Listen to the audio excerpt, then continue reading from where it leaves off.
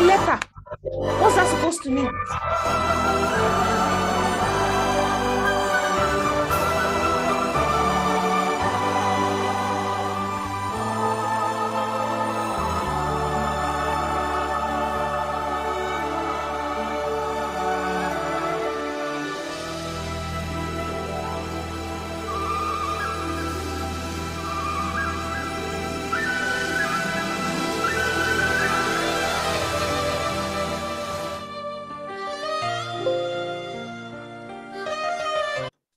Hello, everyone. Good day. Today is an exciting day. My name is Jalila Abidoye. I'm going to be your host for today. And I want to start by saying welcome to day 8 of Empowering Men for Excellence Initiative International Conference, themed Increasing Women's Participation in Addressing Global and Local Challenges. What am I excited about today? As some of you know, and as I would have everyone know, today is the International Day of the Girl Child. And this is a very special day to me because as someone who was once a girl child, this day commemorates and celebrates young girls around the world and highlights their issues while seeking for partnerships and collaborations to address these issues. So a brief introduction about the International Day of the Girl Child.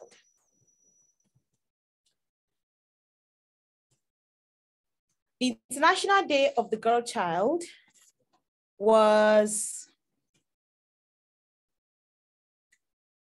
is observed on October 11 every year.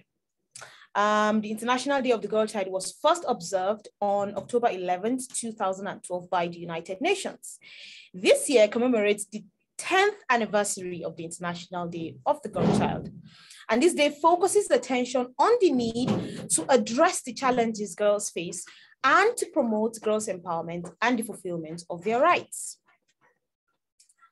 And so girls around the world continue to face unprecedented challenges to their education, their physical and mental wellness, and the protections needed for a life without violence. Girls with disabilities face additional barriers to accessing support and services. And these are some of the things that the United Nations highlighted.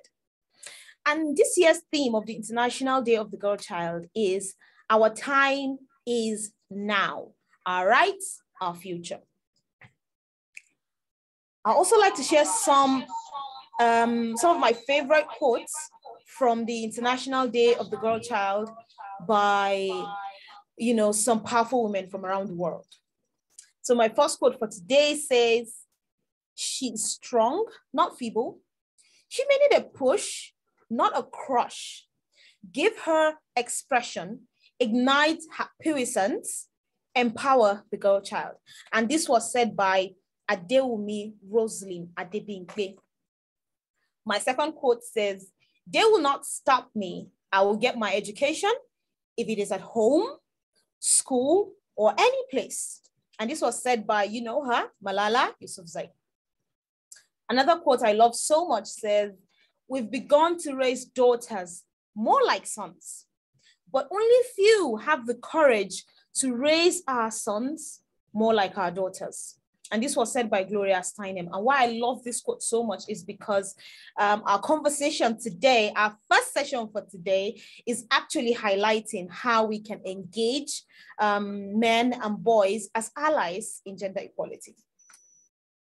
My fourth quote is by the Queen herself. She says, "I am an example of what is possible when girls from the very beginning of their lives are loved and nurtured by people around them. I was surrounded by extraordinary women in my life who taught me about quiet strength and dignity." And this was said by Michelle Obama. And these quotes should remind you of how much importance this day has for the girls in our lives, whether as women or as girls or even as men and boys, because every one of us have girls in our lives. Our daughters, our sisters, our nieces, our neighbors, or our students even. And so it is important for us to celebrate this day. And I want to charge you with a little assignment to say to any girl around you or any girl that is there to you or in your life, to say to her, on the day you were born, I could see the sparkle in your eyes. And that's when I realized you would be a guiding light throughout my life. Such a wonderful thing to say. This will encourage young girls to know that they are more than just girls, but that they are strong and they have the strength to achieve greatness. We will be starting shortly.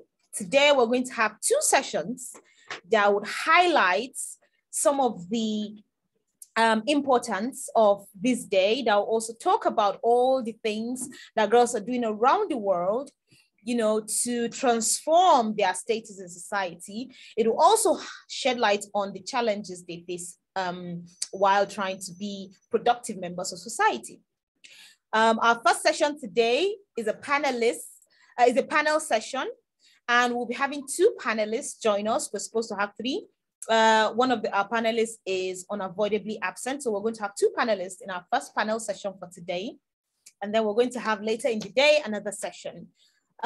So I just want to encourage us to stay tuned, and I would like to share this very powerful video with us that talks about the importance of gender equality. I hope you enjoyed the video, and once we're done watching the video, then we're going to come back and then we're going to talk about what are our highlights and what are our takeaways from the video.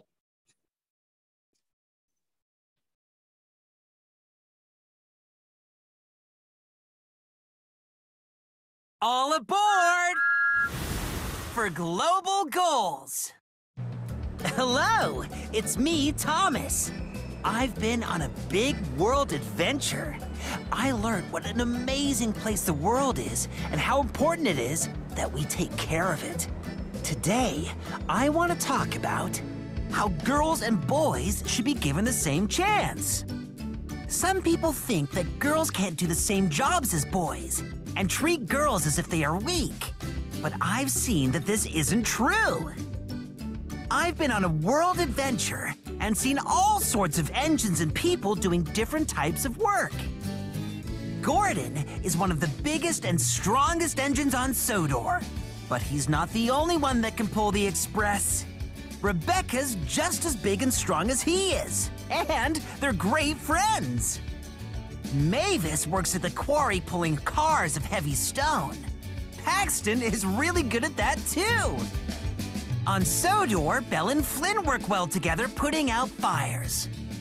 And I used to think I was the only #1 blue tank engine, until I met Hong Mei.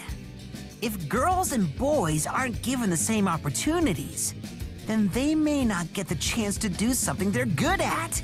That's not fair. But when boys and girls work as equals, they could be the best they could be and do amazing things. See you next time!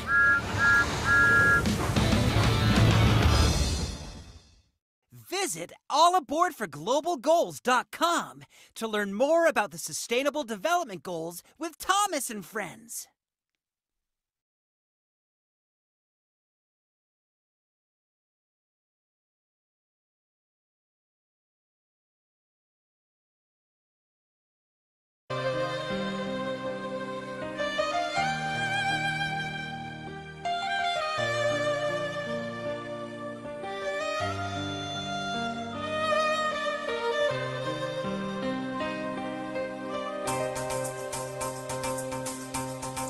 Wow, that was such a beautiful video from Thomas and friends. So my friends, I'm the Thomas now. What is your takeaway from this video? Thomas mentioned how, we often think girls are weaker and boys are stronger. And so they have different roles and responsibilities, even from a very young age. Is this something you agree with? If yes, why? Is this something you disagree with? If you disagree, why? I would like to know your thoughts in the comment section, and I'll be sharing your thoughts with the audience.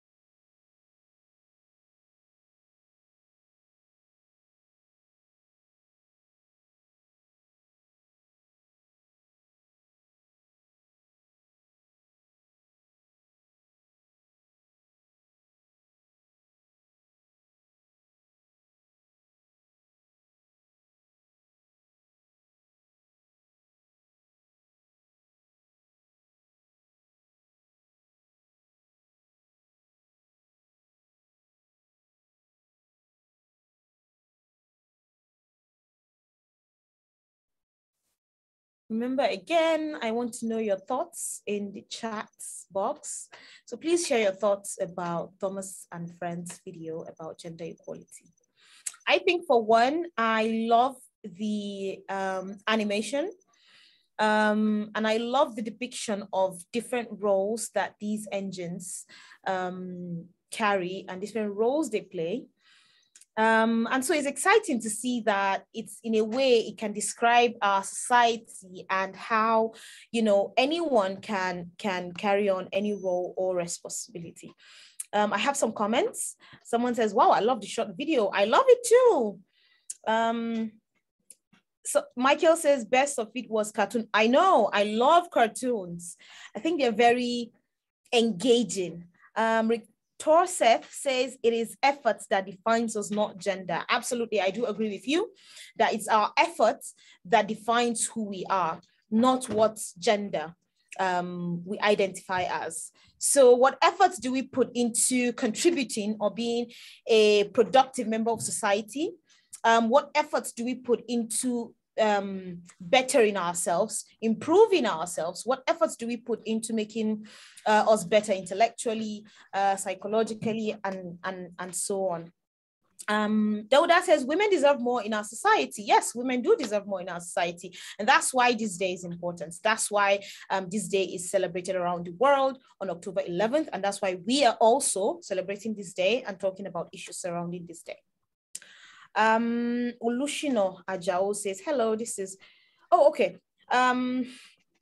So we're going to start shortly. We're still waiting for one of our panelists to join, and then we're going to start the panel discussions.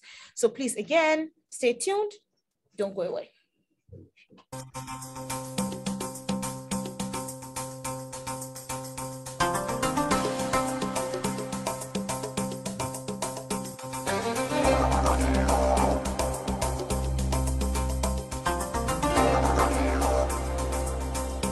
really love this music. I think it's empowering. I used to say I'm not a music person, but I love music that is empowering, especially for girls and women. We have more comments. I saw a comment from Joy, and she says, if all genders work together, the world would be a better place. I couldn't agree more.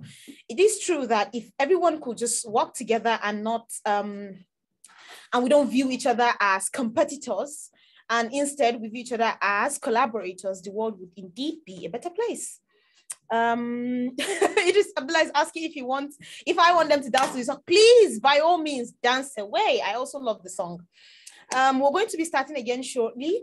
I think I have the speakers in the house. The DJ is doing a magic here. Oh, it's sad he's stuck. Oh, don't worry. I'm sure the music will come back shortly. The music will still come back. Please, again, don't go away. We're about to start the panel discussion, and I'm really looking forward to this panel discussion. I believe it's going to be very powerful.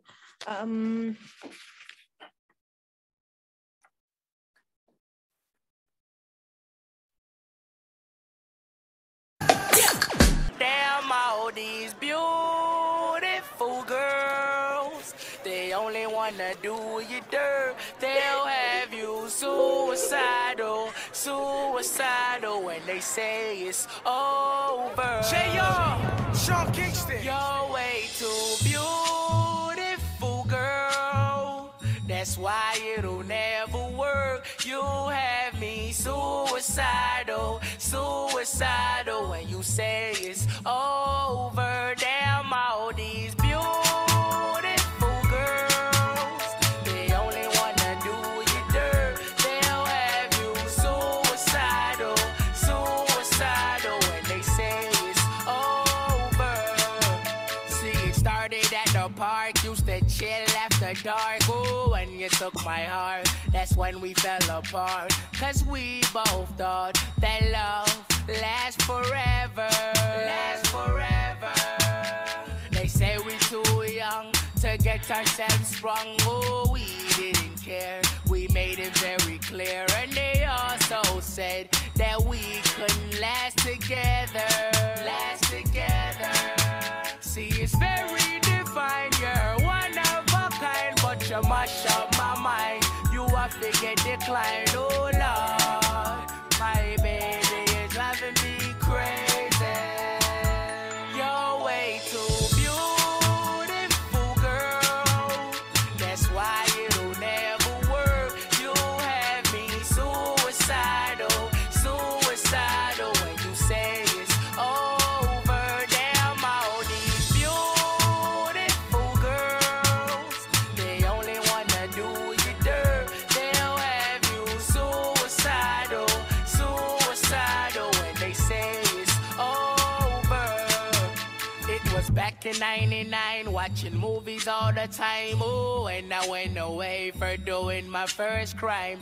And I never thought that we was gonna see each other. And then I came out, mommy moved me down south. Oh, I ain't with my girl who I thought was my world. It came out to be that she wasn't the girl for me. See, it's very defined. You're one of a kind, but you mash up my mind. You have to get declined. Oh, Lord, my baby is driving me crazy. You're way too beautiful, girl.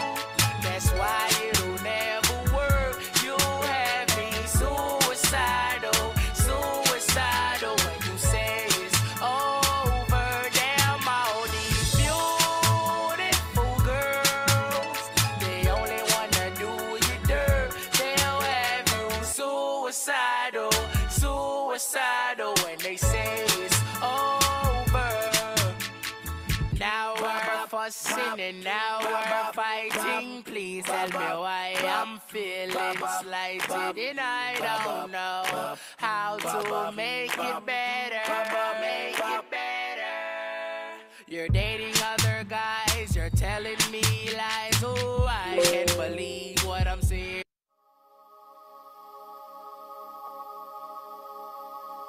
nakupenda pia, nakutaka pia, penzi we.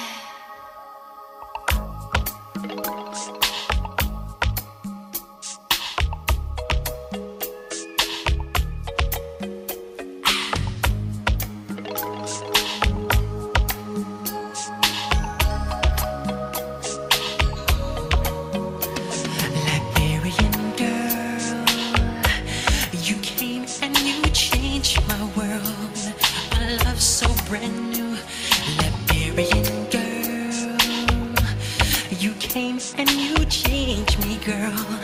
A feeling so true. Liberian girl, you know that you came and you changed my world, just like in the movies. Two lovers in a scene, then she says, do you love me? And he says so endlessly, I love you, Liberian girl. Nakupenda pia, nakutaka pia, penzi we.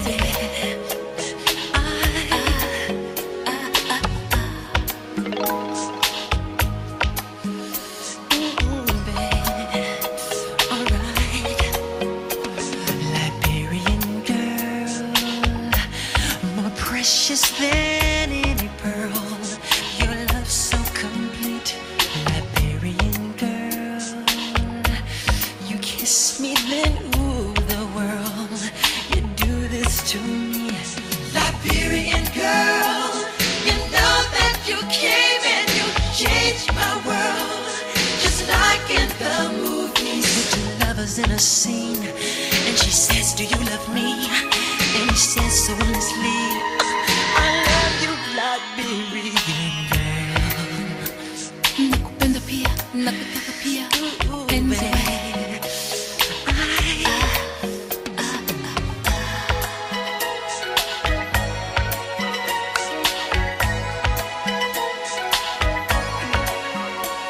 Liberian girl, you know that you came and you changed my world.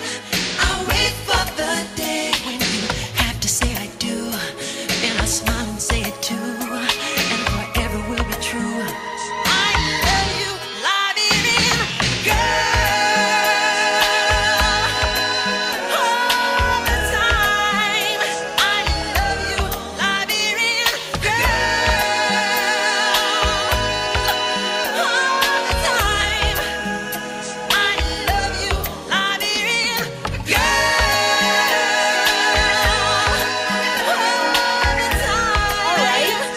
All our speakers are in the house, and we're about to start our first session. I think we're about 20 minutes late, so we apologize for that. I'm going to start by introducing the panelists. The first person I'll be introducing is Samira Modibbo.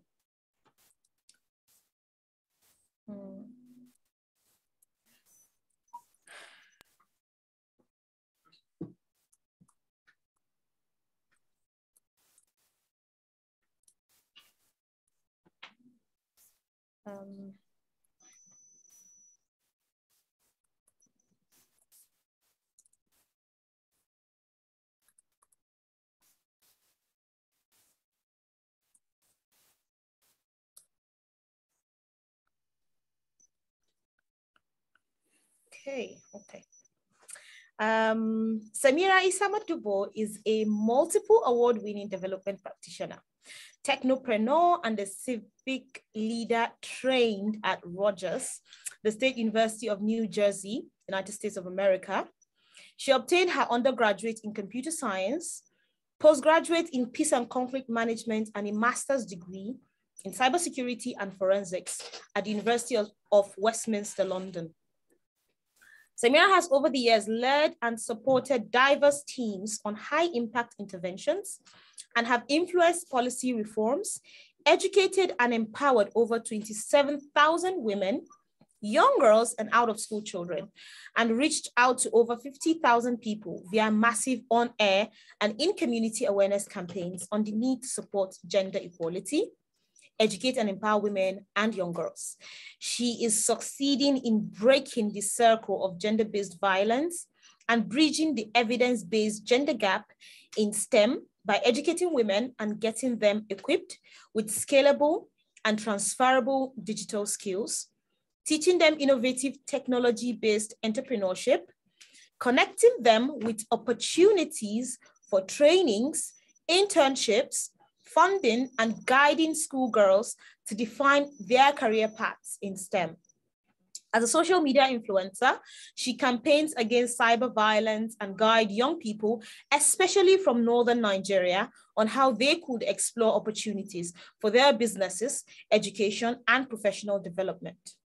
Her work with UNFPA, UNICEF, Plan International, Nigerian government, and other organizations has inspired hundreds of women to achieve financial independence and influenced young girls in northern Nigeria to get back to school and stay in school to at least secondary school competition.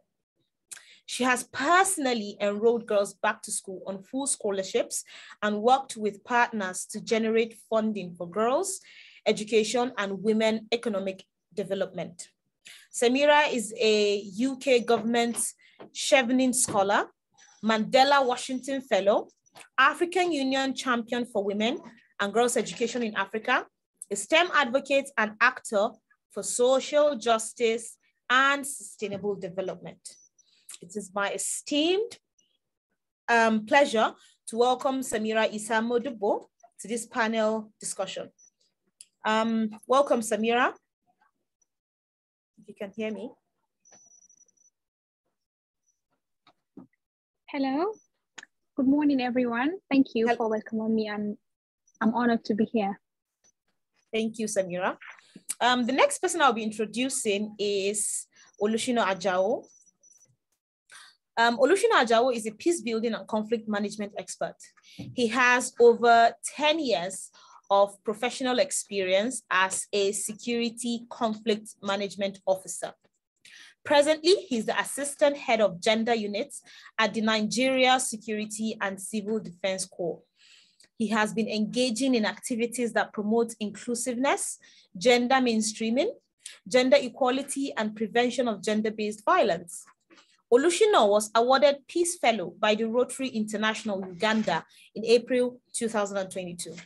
He's an alumni of the Hague Academy for Local Governance in Netherlands and an alumni of Kofi Annan International Peace Center, Accra, Ghana. He possesses a master's degree in Society and Development Studies from the University of Abuja and a postgraduate diploma in Peace Building and Conflict Transformation from Makerere University in Uganda. I hope I pronounced that correctly. He is a senior member of the Institute of Disaster Management and Safety Science. Also, he belongs to the Society for Peace Studies and Safety Practice.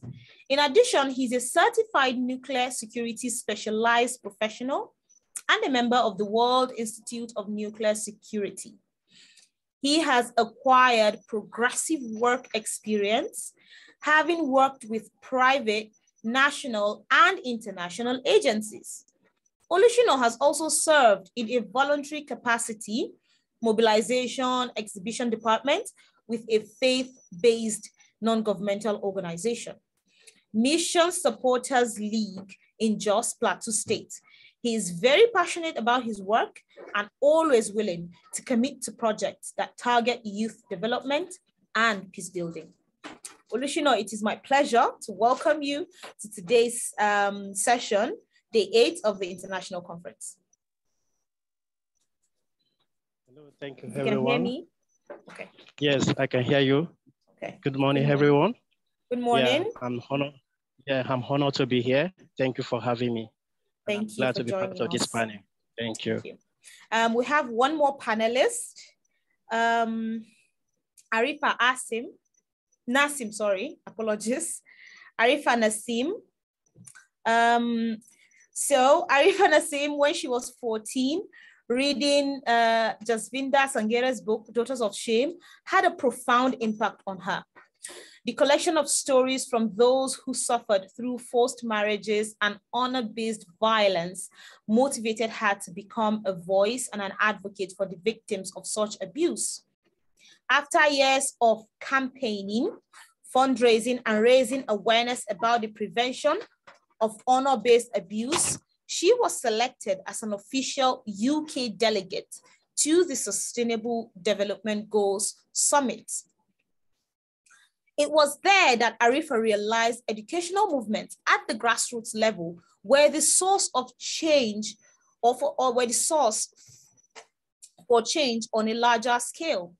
She founded Educate to Eradicate, which is a non-profit organization committed to spreading knowledge to prevent the hundreds of thousands of individuals at risk from experiencing forced marriage, genital mutilation, and honor-based abuse. Educate to Eradicate provides information and resources online, leads training for youth and educators, and organizes events to increase understanding on the dangers of honor abuse and how to prevent and fight against violent practices. To date, Arifa has educated more than 5,000 individuals and plans to grow Educate to Eradicate into a holistic program, training larger organizations and offering counseling and legal advice to victims.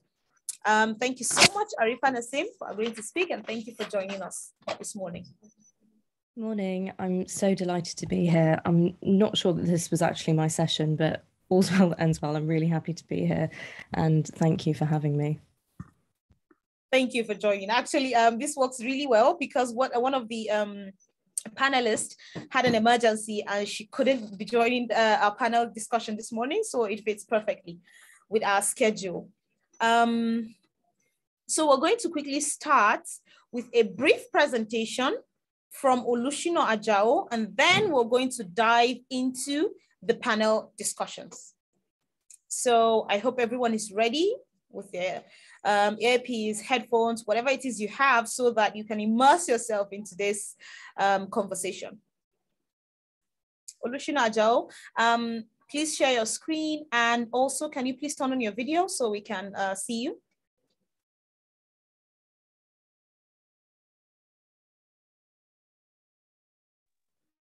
Okay. Hello, everyone. Can you hear me?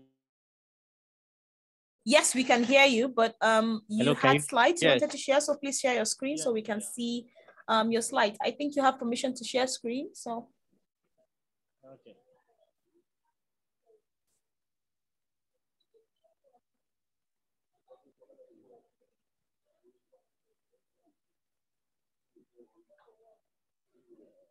Sorry.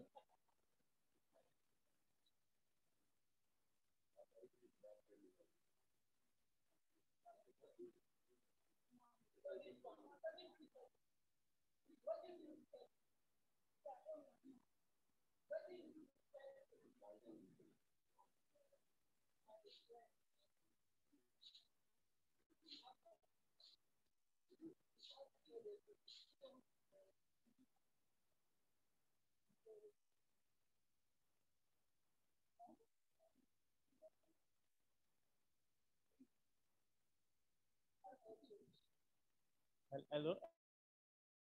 Olusina, I can hear you. Can you I think share I'm your screen? having challenge with sharing the challenge. Yes, I'm having a challenge sharing the documents now. Okay. Hello? I'm just going to confirm if you have permission to share screen again. Okay, let me check again. I'm having a challenge in sharing the document, but let me try it again now. Okay, please do.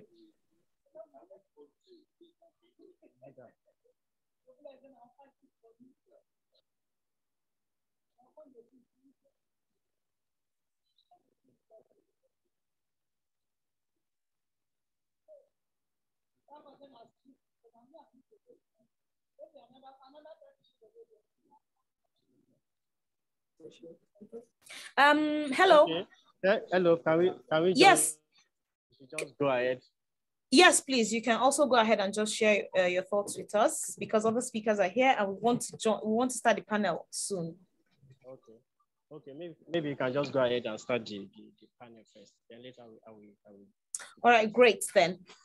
So we're going to start the panel conversations, and then later Olusina will share his slides with us and his thoughts about today's topic. So for the panel discussion, the topic is engaging men and boys as allies for gender equality. And the moderator for this panel discussion is my colleague, Jeremiah Mendy. He's the Programs Officer Gender with Empowering Women for Excellence Initiative. And he has always claimed to be a woman. So I hope you enjoy the panel discussions. Jeremiah Mendy, go ahead.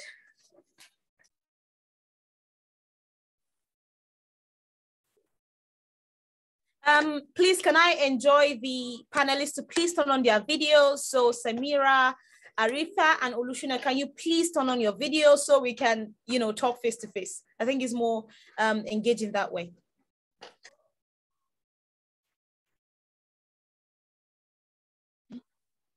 Hello, please, could you give me some minutes? When I'm settled, I will just turn my video on.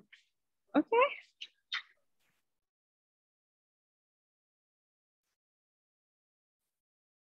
Thank you very much, Jelila.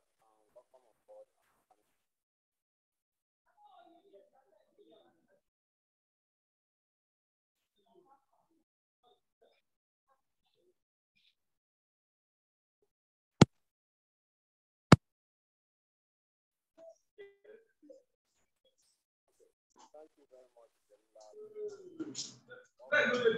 No.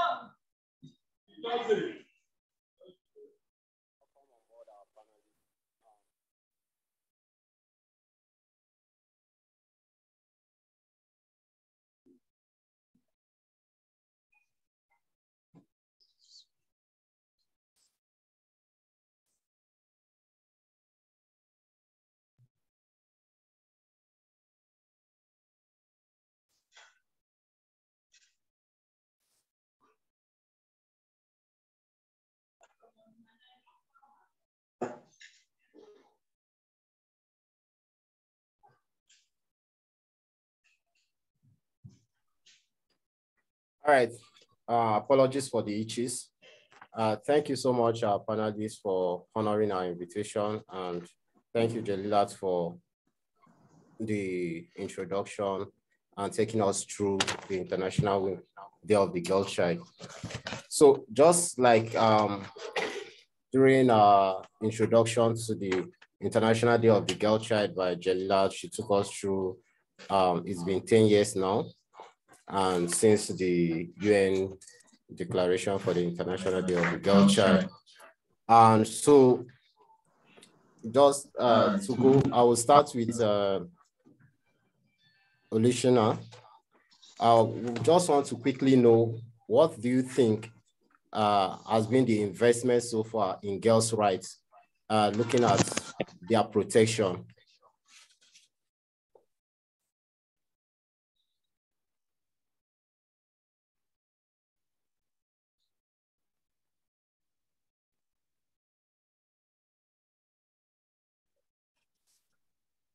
Hello.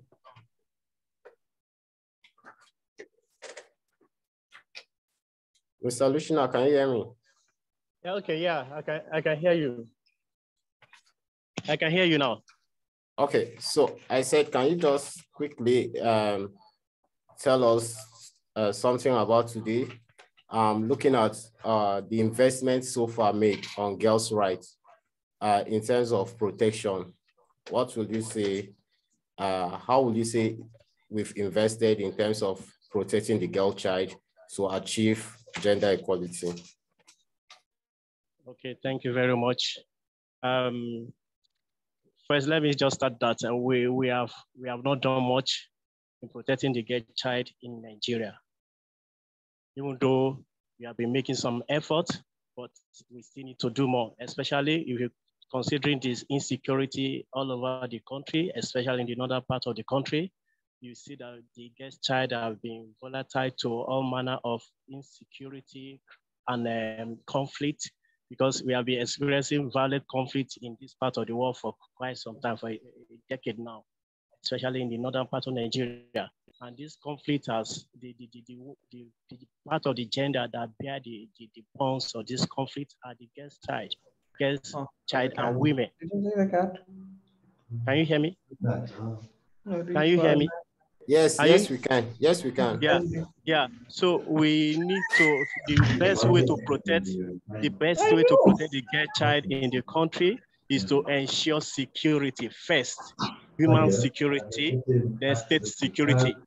You should put an end or try to minimize the numbers of conflict that we are having in the country. We cannot continue to have violent conflict on a daily basis, and you expect the girl child to be protected because they are the most vulnerable, part of the community. So we need to put an end to violent conflict or minimize it to the barest minimum.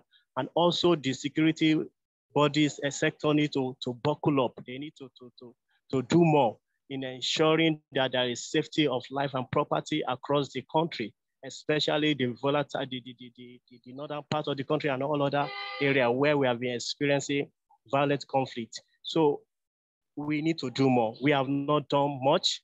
And that's why we have a lot of girls out of school girls, a lot of young girls are supposed to be in school. Some of them are petty traders. Some of them are pregnant. Some of them are subjected. Many of them are living in IDP camps. So we need to do more because it's really affecting the girl child in this part of the world compared to other countries of the world. Thank you. Thank you very much, Mr. Olusina. We really need to do more in terms of the security challenges we face, especially down here in the global south. And this has really affected how our girls' school retention for the girl child, looking at series of things that have been occurring, the kidnapping of girls from school and all that. So Samira, I will come back to you. With all these challenges that we are faced with, and especially with the girl child, what will you say is the level of investment going to their physical and mental health for the girl child? Okay, thank you for this question, Jeremiah. First of all, I will say that in Nigeria, since this is the primary place we are looking at in the issue of women empowerment and disempowerment, in Nigeria, we have done none or very little investment in the side of mental health of women, especially the ones that have been through a lot of violent activities, exposures, whether from the violent conflict or from the societal judgment or from sexual and gender-based violence in itself. You see, Nigeria is a very patriarchal society, and we are a very judgmental people. So there has been a very little investment in the sector of safe spaces, especially because we do judge people. I have worked in the field as an actor for sexual and gender-based violence. And I am saying this because I have seen the level at which people are being judgmental when it comes to the situations of especially survivors of sexual and gender-based violence. You see, I think the first point of action is the people in itself within communities. People in the communities do throw questions that disempower these people from the beginning. And what I mean by these people is everyone, all parties involved in such issues of women's safety and security generally. That is talking about the stakeholders from the people primarily involved in this, which are the girls and the women themselves, and then the leaders that are supposed to be protective of us. They tend to be the people to judge us with a lot of comments, especially when we see the kind of events that happened in Nigeria in the year 2020 during the COVID-19, where a lot of people, young girls were being butchered, even in the church, in the mosque, a lot of rape to death issues in Nigeria. And then people kept saying a lot of things about the physical appearance of the people, even the young girls, or I would say children on the age of 10 that were being raped to death. People were saying a lot of things about their dresses. You see, this one in itself is inflicting this mental trauma on these people. So I would say that there has been a very little or no investment in the side of mental health, because even the people that are supposed to protect us and empower us are the ones disempowering us. You go to the hospital, the next thing is a health practitioner will be the one to start blaming you. Where were you in this place? Why were you not shouting? Why were you not deep? They will just try to inflict on you mentally that you were a party to what has happened to you. And when you go to the security agencies as well, the people that are supposed to fight for your right another judgment comes from there. And not just that, there's been a lot of exploitation, intimidations as well. So there has been very little or no investment in the side of mental health. A lot of civil society organizations are working on that. But then the grassroots and the parties involved at different intervention sites and stages are the most vital people, because they tend to make us disempowered to pursue our cases or to work on our mental health, which is a very vital support when it comes to the issues of women and young girls in Nigeria and the world at large. So Jeremiah, not to take a lot of your time, I would say that the investment has been very little, and it hasn't been helping in every stage of intervention when it comes to issues of women's safety and security in Nigeria, especially. Thank you. Thank you very much, Samira. It's a very sad one that our investment in terms of mental health and wellness of the girl child is low. Generally, especially here in Nigeria, investment in girl child, so far we heard is just at 1% during budgeting. So you can imagine if the whole country is budgeting 1%, what then happens to these vulnerable groups of persons that we've identified. And just to mention, I think again, over here, we really need to change our orientation and the mentality of the society as well, because in most cases, the orientation of the people, just like you rightly mentioned, has gone a long way in affecting even the fight to ensure that the girl child have a safe environment, the girl child is educated, the girl child is given the rights or takes the right that belongs to her. So thank you very much for sharing that point. Arifa, I will come back to you, and I'll be looking at, in terms of investment globally, when it comes to girl child education, can you quickly share your view with us on that? Yes, absolutely. So I can only speak from, I think, a global North perspective, and my background is specifically on child marriage, female genital mutilation, and honor-based violence. And so if we're talking about investment into protection of young girls, in this country, in the UK, the FGM as a practice has been outlawed since 1985. So it's been over 30 years that this is something that has been illegal in this country, but we've only had one prosecution. And despite that, we know that approximately 65,000 girls are at risk of FGM in this country every year, and approximately 137,000 women already live with the effects of female genital mutilation in this country. So when we know the statistics are so high and we only have one prosecution, I think we've got to realise that the law isn't the tool that will protect and act as a deterrent for these women when it comes to the issues of FGM and anything to do with honour-based violence. And that's why my organisation focuses on education and prevention, because it's better to prevent and get before you even get to that stage, before you're looking at trying to achieve justice for that victim or try to achieve a prosecution. In terms of child marriage in this country, up until this year, the legal age for marriage was 16. So a child could get married at 16 with the consent of their parents. And if it was a forced marriage, then obviously the parents will consent because they're trying to get this relationship secured, whether it's to do with families, whether it's to do with money, whether it's to do with a wider idea of honour. And that law has just changed this year. So now we're in line with the rest of the world and everything else that we're advocating as a development agency, because we've raised the age up until 18. So I feel like that's a form of protection, because the law is actually supporting victims to say you can't get married until you are 18. But in terms of honour abuse, this is the thing that I think is really difficult to try and break down, because it's a taboo subject. It's tied up with ideas of chastity and virginity, sometimes to do with religion as well, and the importance that's placed on that.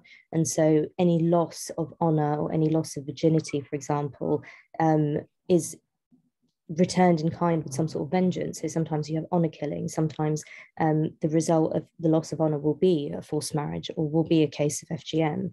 And here I think that we've got very little protection, because people still don't understand what honour is and how it affects diaspora communities.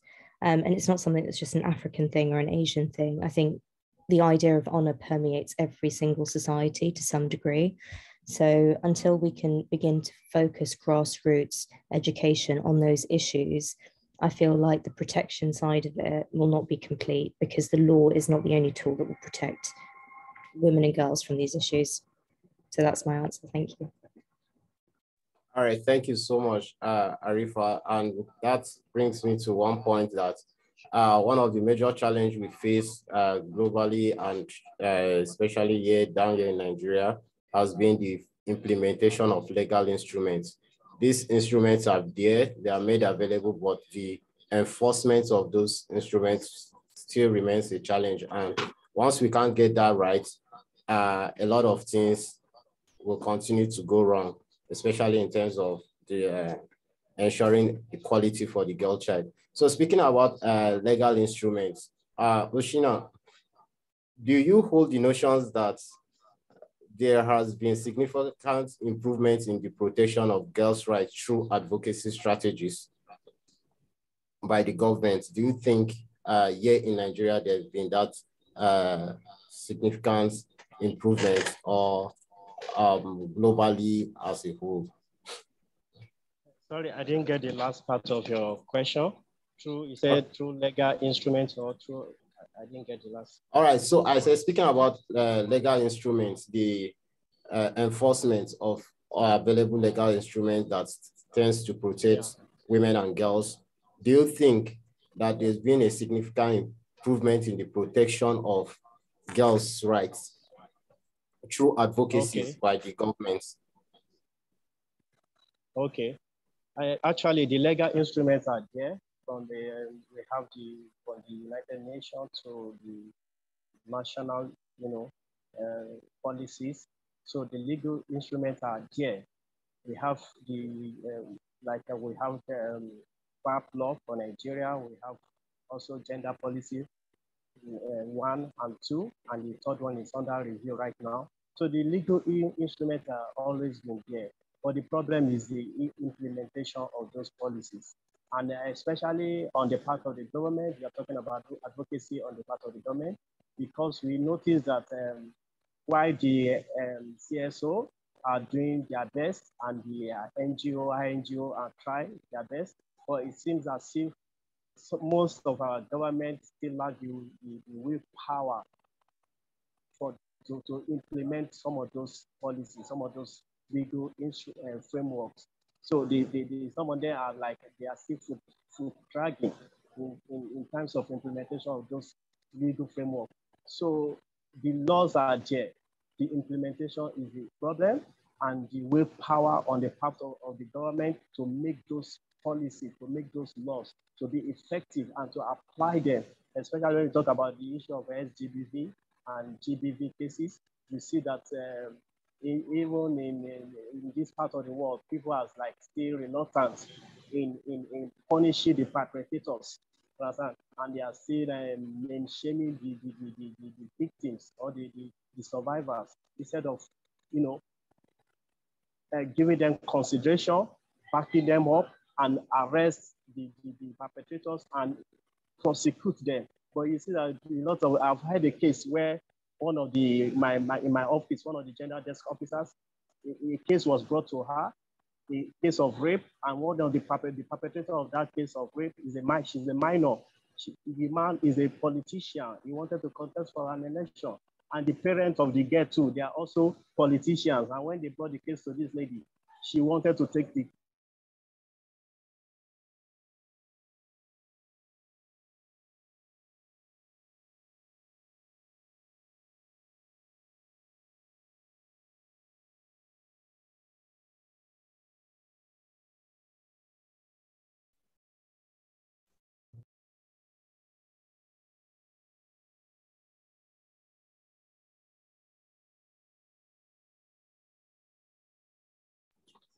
All right.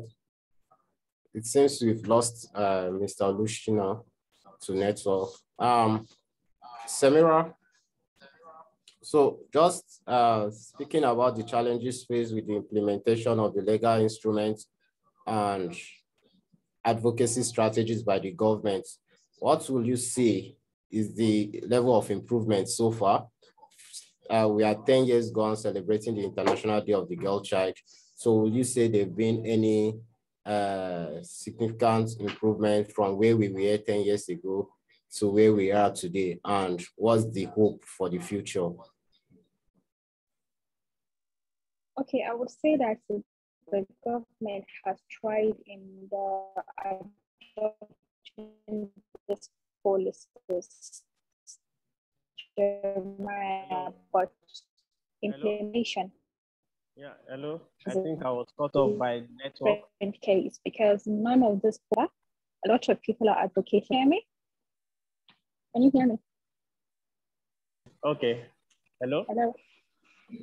Hello, Mr. Olusina. Sorry, we lost it to network, but Samira is speaking now. Oh, so okay, okay. All right. Okay. Jamila, you can just go on, please, because I'm just about to get off the bus, so I will just be back in a few minutes when it's done. Okay? Okay, thank you. So, Mr. Olusina, if you can hear us. Yes, I can. Okay, so please continue. So what I was just trying to say is that the government needs to wake up to its responsibility. The security of life and property on every citizen is the responsibility of the government. It's the responsibility of the state. But those laws are there from the international to the national level. Regional laws, frameworks are there. National legal frameworks are there. And Nigerians have subscribed to most of these international treaties, international convention, international laws. Nigeria they are signatory to them, and we have domesticated some of those laws in Nigeria, and that's why we have the National Action Plan, gender law 1 and 2, and now the 3 is under production.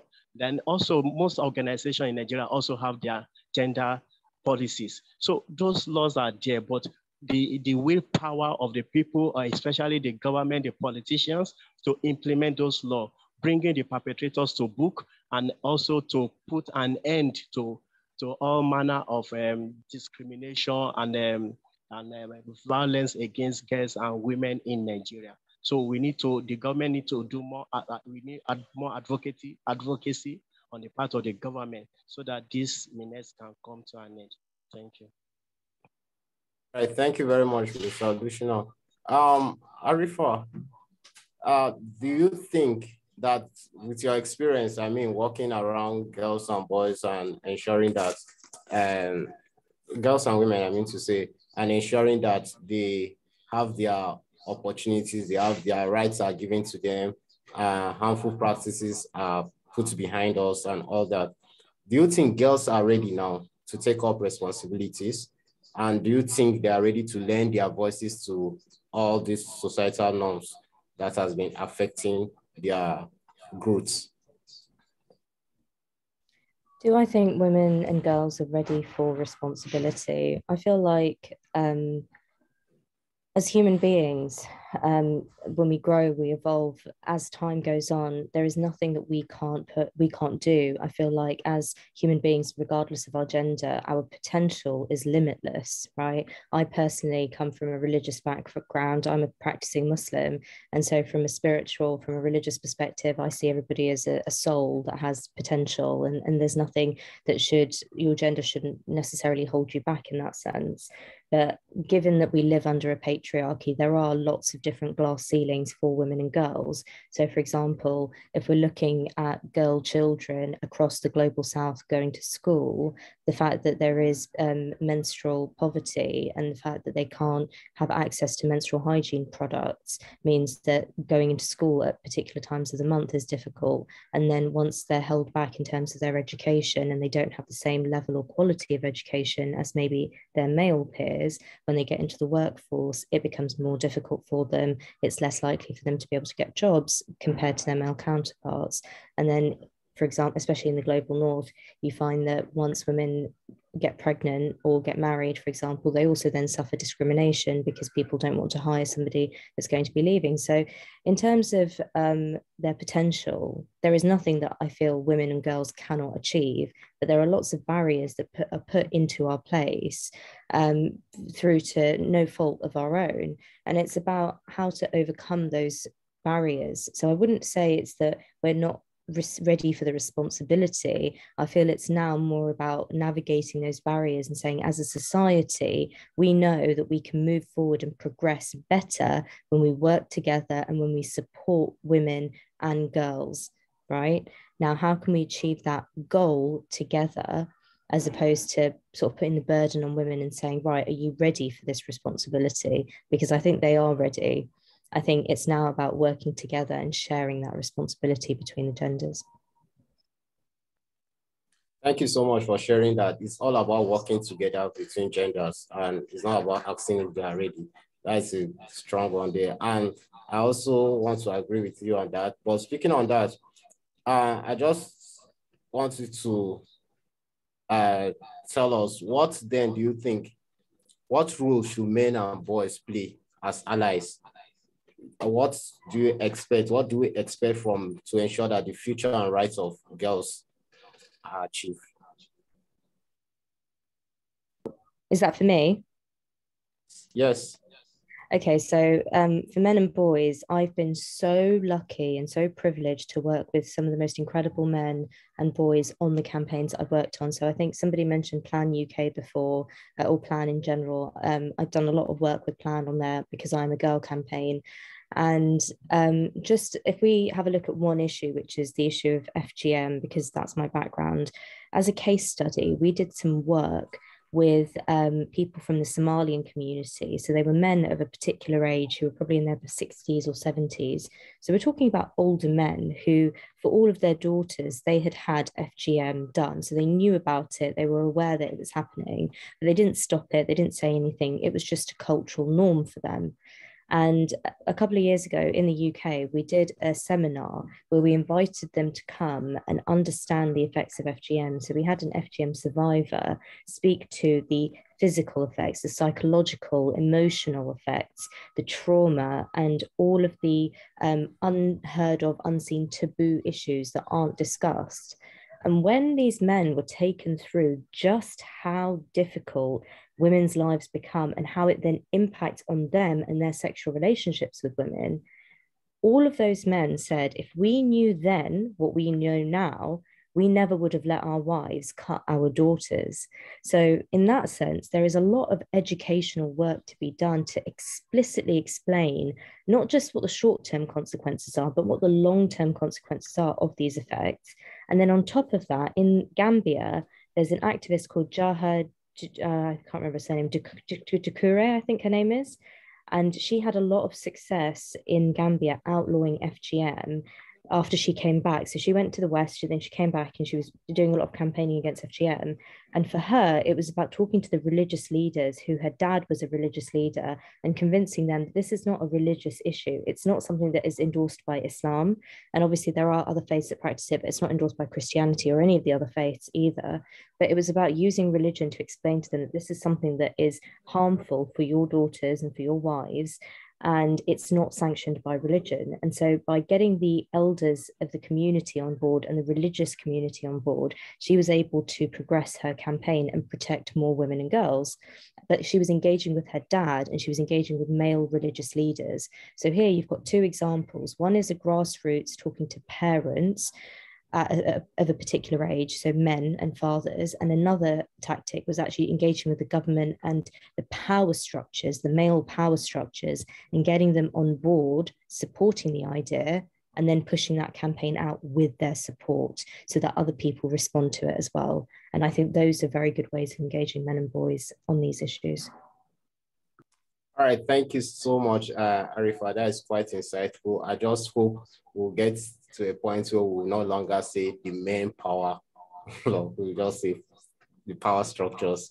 I mean, it's something we are looking forward to, and we hope that in not long time, it will take long, but not so long, we'll be able to achieve that as well. So, Samira, I don't know if you are back on. Can you hear us? All right, so I'll just go over to Mr. Olusina.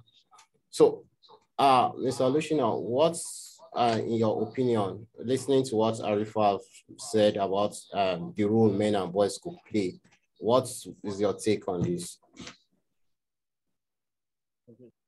Thank you very much. I think men and women now, they need to become allies of the fight against all form of gender inequality and discrimination.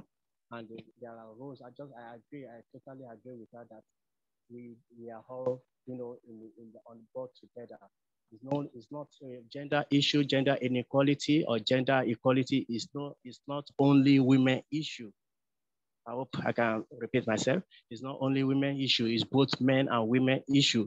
Because when women suffer, it also affects the men also, because we have women as sisters, we have them as daughters, we have them as mothers, we have them as colleagues. So it's not an issue of women alone. It's also both men and women, and everybody must come on board. Everybody must come on board. Everybody must be involved in a fight against gender inequality and ensuring gender equality in the society. And just like what she said, there are several roles men need to play in this struggle. There are several roles. So for instance, men need to listen to the women perspective. They need to pay attention to women's story and listen to women's story, because women, they know they know how to tell their own life experience. So boy and men need to seek out opportunity to hear women's story and take their concerns seriously without interrupting or trying to downplay their incidents of inequality in the society. Also, men can also play the role of amplifying women's voice, acknowledging their experiences, and take the role of educating other men. Do you understand what I say? Men need to begin to educate other men, because most men have a misconception about gender. They think, oh, gender is they are trying to fight to take our right, to take our position. That's the misconception. They thought it's only women issue, but gender comprises of both men and women, boys and girls. Everybody. Every one of us belong to gender. So everyone must come on board, and men need to begin to amplify the voices of women and educate other men by doing advocacy and sensitization, and teaching them that no, injury to women is also an injury to a man. So it's a good thing that men must take up this responsibility and come on board, and not just be a plain passive role. We need to be active. We need to be active. Before, I was in one of those shoes before. Anytime I heard gender, just say, oh, feminism, women issue, I beg, what are they talking about? But later, because of education, because of training, because of getting involved, I got to know, no, this is not so. It is good that every one of us should have equal rights, equal platform, equal opportunity, and no one should be discriminated upon on the basis of his or her gender in the society. Thank you. Thank you so much, Mr. Olusina. That is a very great one there. Amplifiers, men need to serve as amplifiers. They need to carry this gospel to their peers. And that is one part that has been missing before. And that's why in our programming, we need to mainstream and ensure that men and boys are carried along. And for us to see that they are the one preaching this gospel. And it's not just with you, it's same with a lot of men who have found themselves in this space. Before now, for me, I used to call some of them converts. Before now, you just think anything about gender has to do with women trying to collect your position. So, well, we need to reorientate the men in our society, our friends, fathers, sons, everybody that considers himself a man needs to be reoriented. So Samira is back. I just want to ask her this question. There has been a great gradual increase in the number of men acting as allies as we mentioned, there's been an increased number of men acting as allies for the rights of girls. However, there have equally been reports of men who claim to be allies taking advantage of these young women and girls. So is there a line you will feel men should not cross in their advocacy or support for the girls' rights?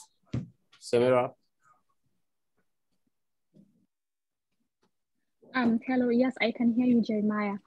Well, I think the line is not just for men, but for everyone, because the cases of exploitation, it's just like what you've mentioned now, women that are supposed to help and support, men that are supposed to act as gender actors to protect women and support them, now acting otherwise, exploiting them, and maybe increasing their plight. It's not just men. I think even some women, sadly, are doing this. They are a party to this.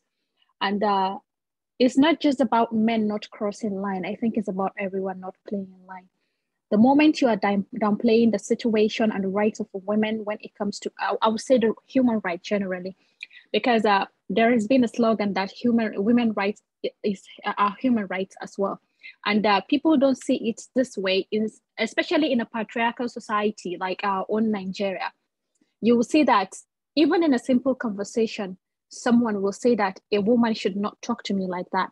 A woman should not talk while I am talking. When you go to our bus stations, maybe what do we call them? Stations like our motor parks, maybe you want to travel, they will tell you that a woman would not sit in the front. A woman is always supposed to be at the back of a man. So generally, it's not just about men downplaying this rights and disempowering women to making them think that they are inferior human beings. It's about everyone now acting collectively as human beings right now. I'm not talking about us acting as men or women, as human beings, respecting each other, respecting our differences, whether gender difference or whatever kind of differences. So this should not be violated for anyone, because I just don't see it as a one-sided thing about men, because I have worked with people, like I said earlier, I have seen sometimes women are even abusing their fellow women in some cases more than the men. You see, talking about grassroots mobilization and catch them young, I wanted to say this earlier about engaging boys in peace building, in gender equality, in acting against sexual and gender-based violence, having them understand the negative effect of this violent masculinity that is being instilled in them right from childhood, to have them believe that a woman is a superior creation. A woman is supposed to serve you. A woman is not supposed to be where you are. You're always supposed to be ahead of a woman. That is a society that's empowering us. And it's not just the men that started this, right? Women have been brainwashed from the beginning and a very long time since immemorial. We have been made to believe that we are inferior. And this is importantly the women that are supposed to act to make their kids understand, because when a young boy is growing, he spends more time with the female parents more than the male parents. So it is now the role of a woman to make her son understand that a woman should not be disrespected or abused, or her rights should not be violated by anyone. Not even you as a son. You should be supportive of a woman, right from your words to your actions and every aspect of everything that you get to engage a woman in. So it's not just about men crossing line. It's about everyone not crossing line as human beings, and not as men and women, but also as everyone collectively. So like for the people, I think most important, let's talk about exploitation. Women, in some cases, you have seen, Jeremiah, you were also a part of it in the year 2020. It's reached a point where the number of cases recorded in the case of sexual exploitation, sexual harassment.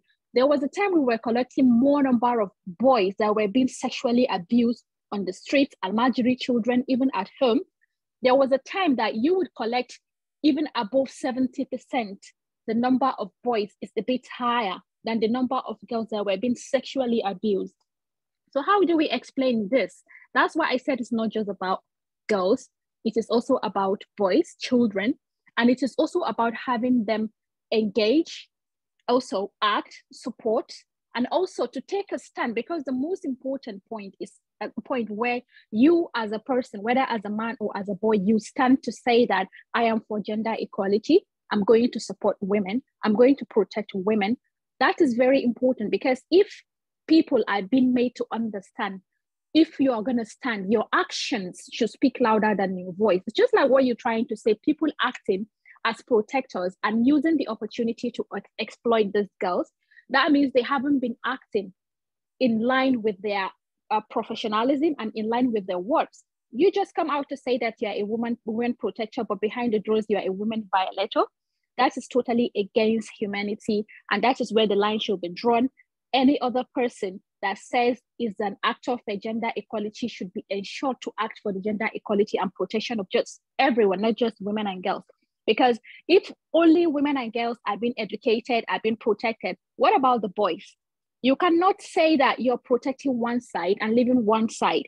When it comes to gender equality, we have to carry the boys along. If they are not being educated, they cannot act or represent gender equality in any way. So please, I would like to just stress that it's not just about men not crossing the line, it's about everyone not crossing the line when it comes to implementation of gender issues generally. Thank you. Wow.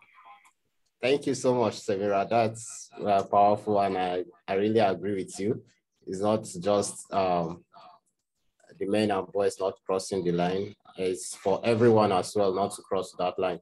Arifa, I've seen your hands up. Do you want to say something?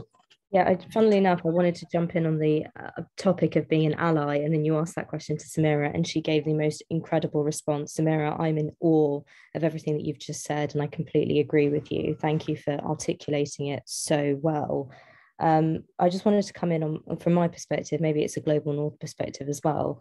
How can men actually be allies to the rights of girls? I find that we're now encouraging men to call out other men. So it doesn't even necessarily need to be in a space where we're discussing gender equality. We're talking about those everyday normal spaces that maybe women aren't sort of having access to. So men talking about other people in the office or in the locker rooms or wherever it might be, that men sort of have their own personal conversations where perhaps women aren't involved. And there are things like sexist jokes, or there are like stereotypes that are being discussed, or there's that norm of women are going to serve us if you're having a dinner party and women are elsewhere and the men get served first. All of these little socializations and cultural norms, all it takes is for one man to stand up in a group of men and say, actually, I don't agree with that. Actually, I would rather you not talk about women in this way. I find it quite disrespectful. Once you start to stand up to your peers and you start to actually, and it doesn't have to be a big thing. We're not saying that you need to go out on Facebook or social media or start campaigns. It's about those everyday moments in your life where you can make a difference by using your voice and standing up and saying, actually, I don't think that's right, or please don't talk about women like that in front of me. And once you begin to start creating that shift in those insular communities, that will have an outward ripple effect. And that is something that men can do now at this stage without having any other education. But then if we dial it back to when boys are young and they are being socialized, and Samira very rightly picked up on this toxic masculinity idea, it's all very well and good encouraging women to say, you should do STEM subjects, or you should do this, or you should do that. But without the support of the parents and the structures, the family structures saying, actually, girls and boys are equal. We're going to have the same rules for them. So if girls are going to learn how to cook and they're like 7 or 8 years old, then the boys also have to learn that skill. If the girls are going to learn how to clean, the boys also have to learn that skill. If the boys are allowed to go out until 8 o'clock in the evening, so can the girls. It's about creating that parity between the sexes as they're growing up, so that they recognize that there isn't necessarily a difference between them, and that it can't be that they're expecting to be served by the women, or there's an expectation that's being created through childhood socialization. And we can change that expectation, but it requires us as a society to work together and set that standard and say, we're no longer going to accept women being treated and socialized as being inferior. Does that make sense? That would have been my point. Oh, thank you so much for lending your voice to that. And that is very important. And so Samira, while you are off, there's just one thing I want to go back to, your opinion on the notion, like the significant improvement that there has been in terms of protection of girls' rights through advocacy strategies by the government? Do you think there's been any level of improvement? Just want to get your opinion on that. Do pass that, but I just want to hear from you. Yes, Jeremiah, I would say that there has been a great improvement actually, because when you look back just about 2 or 3 years ago, in cases of women violation generally, whether in a community, whether in an IDP camp, where at a workplace or whatever kind of place, you will see that it is very difficult for women to speak out. And even when they do speak out, you would see that a group of people will come together to gang against a woman for speaking out, whether because they are afraid of bringing shame to the community or the family or the place of work, or another different reason whatsoever.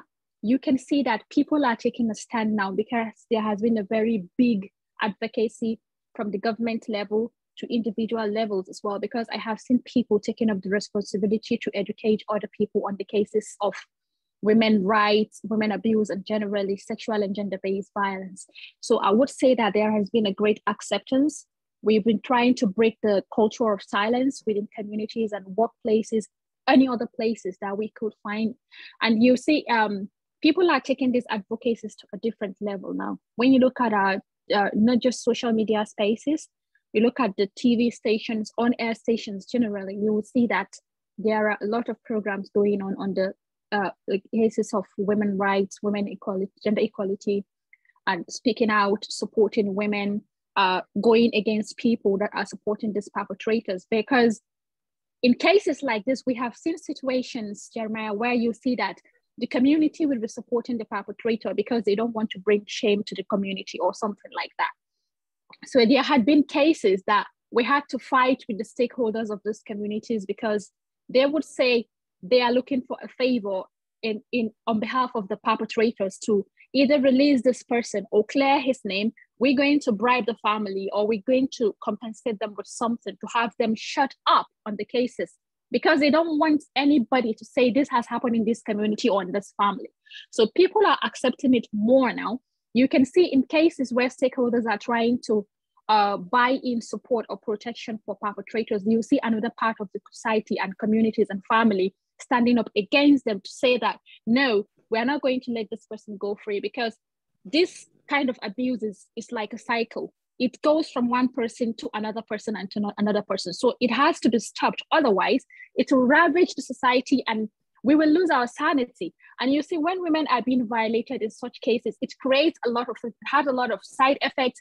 Enmity is being born, diseases are being spread, a lot of things do happen. So you see, people are accepting it now because we are having them understand that the negative side of not speaking out or not supporting or not pursuing justice in this kind of cases, it has a very negative effect on the society. And it's not just about now, it's not just about one person, but it's about the future as well. And if it's not your child, it's about another child as well. And tomorrow, it's just like a cycle, because it is definitely coming back to affect you in a way. And people are understanding it now. The government, I would say, has improved in the level of engagement and commitment to this kind of thing as well. Because Jeremiah, we see there has been changes in policies.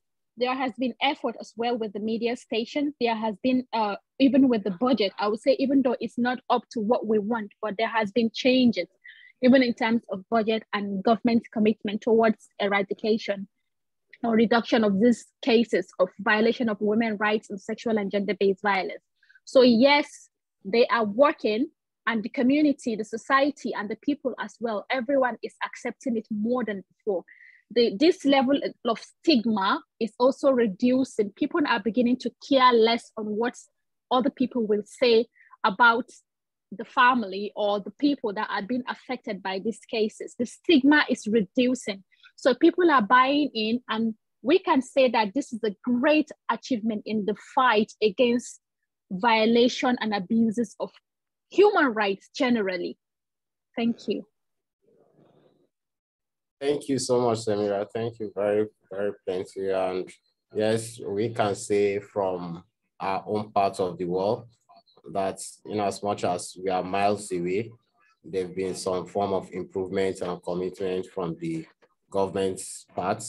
Though, like Mr. Olusina did mention, we've been committed to most of the treaties available. We've gone into ensuring that we've passed legal instruments and also supported civil societies in carrying out this advocacy. And although there still remains a large vacuum to be filled, looking at the fact that what Samira just mentioned, challenges we experience in the field, or whether be it with community stakeholders trying to shield the perpetrators and all that. So moving forward, at this point, I think we'll pause and take some questions and also some comments. So I have a question here to all three panelists from Brown.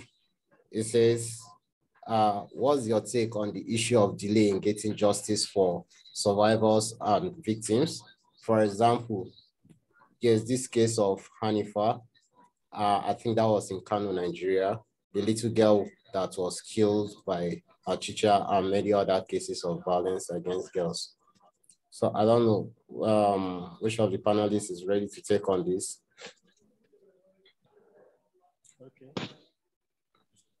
Okay. Let me attempt to answer the question. I think the issue of delay in getting justice to the victim, to the survivor of SGBV is a very crucial issue. And in Nigeria presently now, I think the Ministry of Justice is working in collaboration with other agencies, other stakeholders to establish special courts to accelerate, hearing the cases of SGBV and GBV across the country. I don't know the position where they are right now, whether they have succeeded in establishing those courts, but there have been some advocacy, there have been some meeting, there has been some deliberation and discussion towards that. So I believe if we have special courts that respond, not like the normal conventional courts that you'll be going all front and back, before you know it, the survivor family will come up and say, okay, we are no longer interested in this case, let us have our peace. Because most of the time, the kind of stress they undergo in trying to seek for justice, they kind of, sometimes they even spend money. You can imagine somebody going to the security agency to report a case of SGBV, and you are not demanding for money from the person again to open file or to go and arrest the perpetrator and, to get a lawyer and all those things. So we are getting there, just like what Samira said, a lot of improvement, a lot of CSO, civil societies, they are coming up, and a lot of NGOs and INGO, they are working together to ensure that we have speedy, process, in terms of justice, seeking justice to the perpetrator. And we still need to do more as well. We need to do more. Every one of us, we must work together, every stakeholders, the Ministry of Justice, the security sector, the civil society. We must continue to work until we get there, because justice delay is justice denied. So the issue of getting justice done on time is very, very important, because it will make the perpetrator to recover, to be healed quickly and move on with his or her life. But when they are dragging the case up and down, they will get weary, they will get discouraged, and they will not even believe in justice system of the society. So we need to ensure this speedy process in justice. Thank you. Yeah, I totally agree with you on that, Mr. Olusina, because speedy justice also not just help the survivor, but it also helps the community, for those who would have been potential perpetrators, to realize that there are punishments for these offenses, and it's kind of deter people from going into all unnecessary forms of violence. All forms of violence, because there are no necessary violence. And so let's take some comments here. Some are pleasantries. Ayeni Joy said, Arifa is extremely beautiful. So, and we also have, okay. We also have Samson who is saying Nigerian governments are better known for making good policies that are not workable. I mean, well, some of these policies are not just about the government, but like we all agree here, is about the people as well. The people are also a challenge to this. Government might make these policies, and we need to play our parts to ensure that what government says they do, we hold them accountable, and they actually see through to the implementation of this. He also asks a question. My question is, has the government done enough to educating Nigerians? Has the government done enough to educating Nigerians? I think, Samira, can you answer this question, being that you are in the SDG space? Jeremiah, I will say no. The government has not done enough in educating the people. And we all have not done enough. We are only trying because the cases are huge. The patriarchy and the gender-based violence is ravaging us at every corner of the society.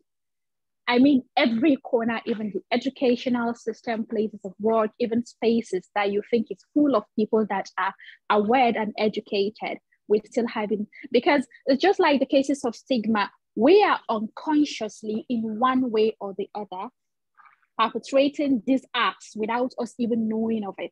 That is how big it is in our society.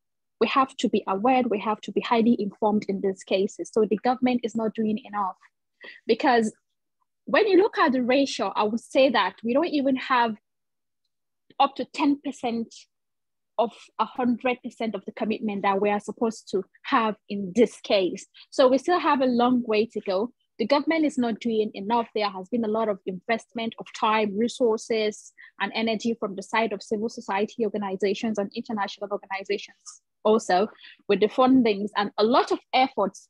But the case is huge, Jeremiah. Even though people are working, we still have to do more, a lot more, because the government is not even prioritizing this issue. They are not prioritizing it. If they are, there would have been a high level of commitment. Just look at even the domestication. Jeremiah, there has been several instances where we go to courts to follow up with the cases of sexual and gender-based violence. We're having a lot of issues, right from corruption to intimidation to even harassment from the law enforcement agencies. We do reports to the people that are supposed to take actions. We write officially, raise a petition, do a lot of media advocacies, but there has been no actions from the side of the government to tame these issues. So I would say that the government is not doing enough, because no part of the law is beyond the control of its authority and management. If really they want to implement these changes, I have said it in many other places, because I want the government to know about this, especially with the Ministry of Justice. They are trying, but they are not doing enough. They have to do more than that, because they have bad eggs amongst them. We do report such cases, but they are not able to pin out these people and have them disciplined the way they are supposed to be. So no, they are not dancing to the tune. The government is trying, but they are not trying enough. We have to do more as a people and as the government and as the stakeholders in every aspect of this issue. It's a big menace, and we just don't understand, because we are underestimating this issue. So the government has not done enough. We haven't done enough. We are trying, but it's not enough, because we do not have the resources and the support we need to do it. And the government is the only person that can avail us at least, let's say 30% of the support, and they are not doing that. So we are calling on the government, please, and any other person that is authoritative and has the power and the influence to do it, that please, we need more support from the government. We need more commitment from the government. Even their voices are highly respected, because we have seen the cases of Kaduna State government, where we had meeting with the governor himself, the UNICEF, United Nations Population Funds, and other party organizations. He was very still. He stood his ground about implementation of this law of castration against violators, sexual violators. He stood his ground, and it's happening. These perpetrators are seeing actions, and because of that, they are they are retreating from perpetrating this kind of violence. You can see that according to the latest report, Kaduna State is leading in the fight against sexual and gender-based violence, and we are seeing results more than any other. It's not enough, but at least the government is doing more. I call on other people and even the government, I urge them to lay in and engage more people, put in more commitment, including resources to do this, because we cannot do it without that. And the lack of support from them is crippling our efforts. So please, the government is not doing enough. We are also not doing enough because we do not have the healthy environment and support that we need to do more than we are doing in this case. Yeah, thank you so much, Samira, for that. We are really not doing enough, and I totally agree with you on that. And I mean, there's a huge gap when we say is the government educating the people. I think it trickles down with all MDAs, that is ministries, departments, and agencies, and down to the citizens themselves. Speaking about we not doing enough, I mean, we've had cases, just like you mentioned, where the law enforcement agencies or personnel at that time in charge do not even know about the new and existing legal instruments. I mean, we had a situation where talking with these persons, a lot of them didn't even know there is something as violence against persons prohibition law existing. So how then do they prosecute? How then do they follow up with these cases? Down even to the legal practitioners, not all of them are aware or conversant with this instrument. So there's a lot to be done. And I think like here in Nigeria, there is a lot to be done by the national orientation agencies to ensure that information as critical as this and very important, that is strengthening the healthy lifestyle of a particular gender, especially the girls and women, and even persons living with disability needs to go down to all necessary quarters. And I mean, the government also needs to support the civil society in what they are doing by showing more commitment to this. So thank you so much. Arifa, I saw your hands up earlier on. I just really quickly wanted to come in on one of the final comments that somebody put in the chat, which was a case that they said my roommate's sister was raped and the mother wanted to push the case forward, but the father was against it. What can I do to help in such a case? And presumably this is in an African context, it might be in Nigeria, but if I look at the same issue of rape, even in this country, and I can only speak from my experience, but less than 1% of rape sort of allegations actually get to the prosecution stage and actually result in a prosecution. So if you're looking at statistics of 99% versus 1%, it's so discouraging for people that have experienced sexual violence that they know that the law is not something that will protect them. The legal instrument is there, but it's completely ineffective based on the type of abuse they're talking about. And we don't have enough safeguards in place to protect these people. So in this case, would it necessarily be, and this is the difference between actual justice and sort of legal justice, is it advisable to push somebody through the horror and the trauma of undergoing a trial, knowing full well the chance of them getting a prosecution out of it is very, very slim? And then where do you focus your attention? Is it the mental health support? Is it the psychological, psychiatric support that is now necessary to move that person on forward? Of course, it would be incredible if we could have legal justice and push cases forward and want to disclose them. But when the legal system is not necessarily on your side, why would you encourage somebody to go through that system when they're probably going to end up more traumatized? And at the same time, we've also got to be working on taking the onus off the victim. So the fact that, forgive me, I'm sorry, the fact that the father is against it is because there is still so much shame attached and stigma attached to sexual violence, rape, and abuse. And it's like, that stigma should not be on the victim. We should be saying it is a horrible sort of crime to commit this against somebody else, and the onus is on the perpetrator, not the victim. So there's a couple of different things that I think we can do to shift the narrative, whereby people are actually more willing to disclose. But at the same time, if they're willing to disclose, we need to have a system that is capable of dealing with these disclosures and actually deliver justice, as opposed to the systems that we have now.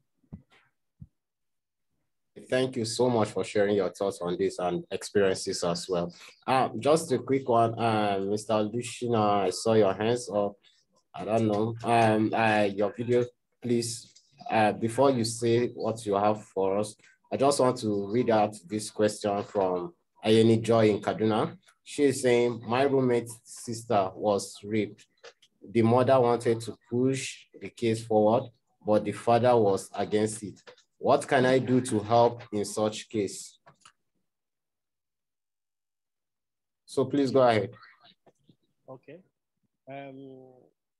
For me, I will just say that since the family, they are divided on decision to take, they still need to, we can't just stop there.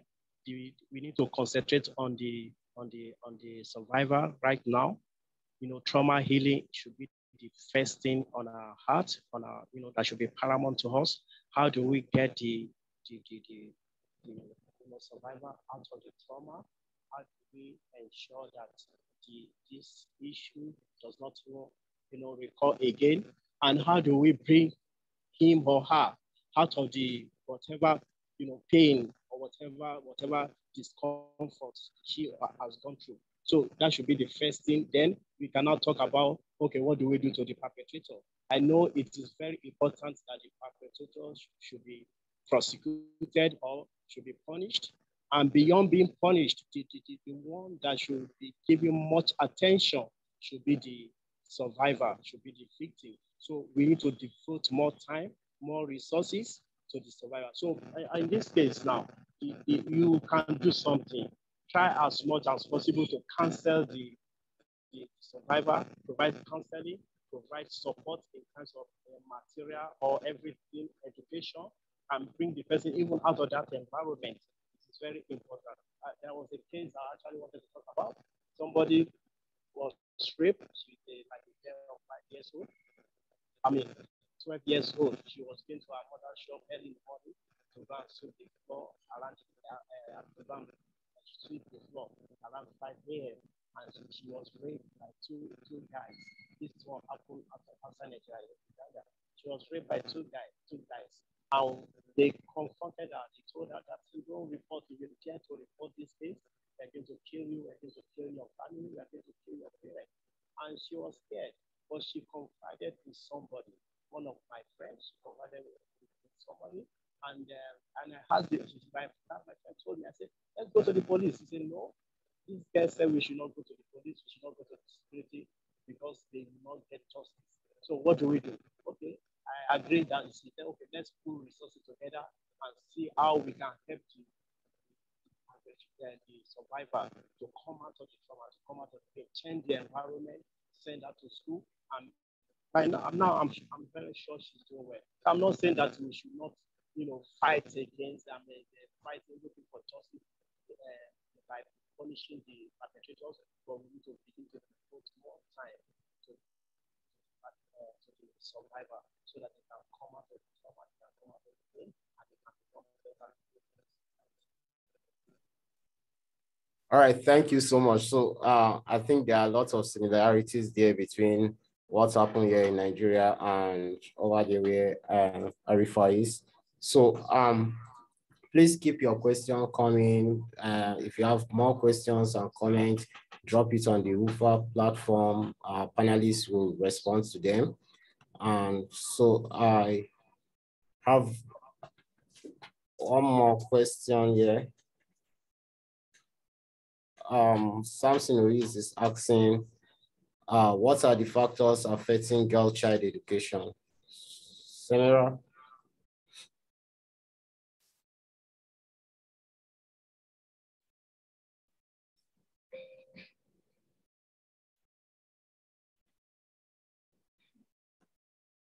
Okay. I think, Mr. Olusina, you can go ahead with that.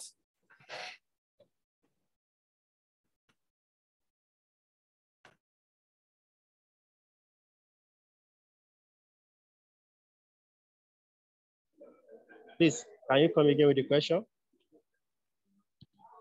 Hello, can you hear me? Can you come again with the question? Yeah. What are the factors affecting girl child education? Okay, several factors are responsible for girl child education, maybe depriving them of their educational rights, or maybe having access to education. One of those factors, we have religious factor, we have cultural factor. You know, in terms of religious factor, there are some religions that believe that no, women should not aspire, they should not become, they should not attain certain level in the society or in life. So you don't need to send them to, Cambridge, or let them have all the education in the world. Just let them have the basis, and that's enough. And also, we also have cultural factor. Some people still have this misconception that women's place is in the kitchen, and not aspiring to become leaders or achievers in the society. So the cultural socio-cultural factors. So, and even poverty is another level. Poverty is another level. I just spoke with a girl recently in a program. Today is a Girls' Child Day. So the girl said she's just a dropout. She's a primary school dropout because there was no money on the part of her parents to send her to school. Poverty is a factor. Religion is a factor. Cultural is a factor. Even the societal, norms is another factor too. So all these factors, they are not helping matter, and that's why the issue of advocacy, the issue of sensitization, this issue of education is very important. That a girl child is as important as a boy child. And educating, there is a common saying that when you educate a child, if a woman, you educate a nation. You have seen women that have attained greater heights in the society. Even in Nigeria, we have seen someone like EWEI and several of them, even in sport, even in politics, even in businesses. So we should not limit the potential of women because we think that, okay, when we invest, I've heard somebody say, you don't invest much on women because they will soon go to their their husband's house. It doesn't matter whether they are in their husband's house or not. They can still attain the highest goal, of their dream, and they can still contribute to the society, to the well-being of the society, to the economic development and peacefulness of the society. So we should invest on them. We have seen several people, even the recent sport tournament that happened in I think in UK, that's Commonwealth. We all of us, we saw the way women brought glory to this country, Nigeria. All the goals were got by women, So assuming that they were not encouraged, they were not sponsored, they were not invested, maybe Nigeria would have been at the top of the table. At the bottom of the table. So women education is very important, and all those factors we need to begin to orientate people that these are wrong and misconception which need to be addressed. We need to begin to invest more on girls' education so that we can have a robust economy and development and peacefulness in our society. Thank you.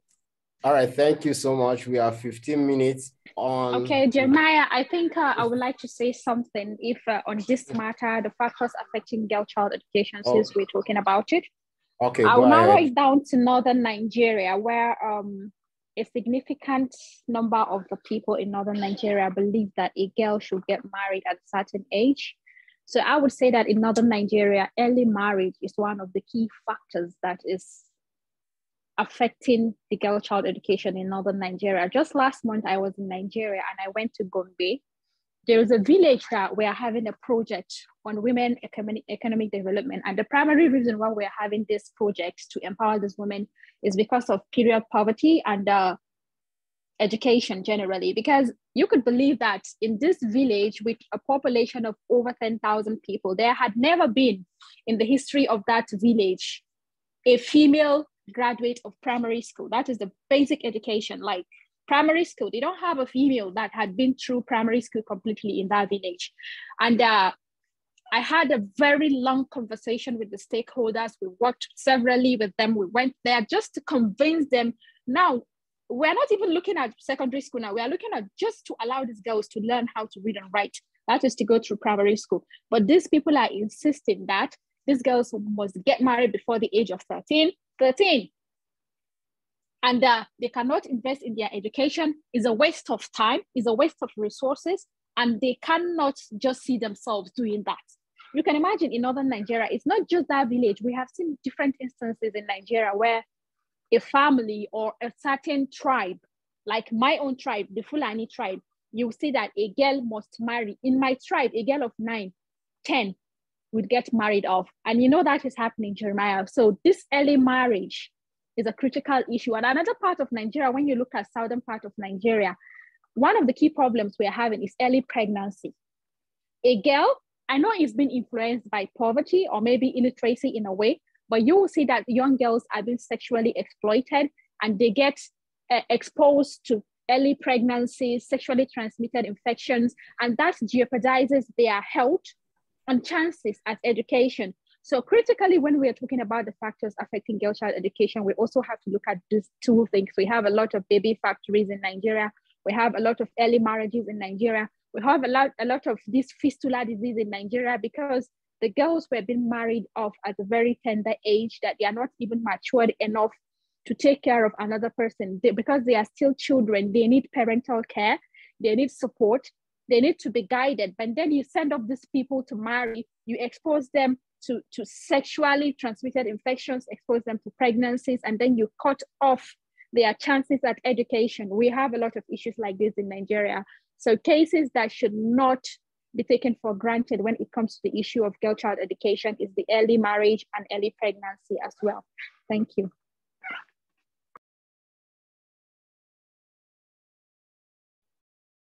All right, thank you so much, Samira, for sharing your experience on that and that factor. And it's a great challenge, especially down here in northern Nigeria. The forced marriages and early child marriages of great concern. And this has hampered the rates of enrollment for the girl child education. And so I have a question here for all three panelists. From Brown, he says, I would love to know what true feminism is, because I feel people need to know what it is, and not women hating men and vice versa. I think this has to do with in relation to how we talk to our young girls and adolescent girls as well. So please, can you quickly just share your points? So we'll start with Arifa.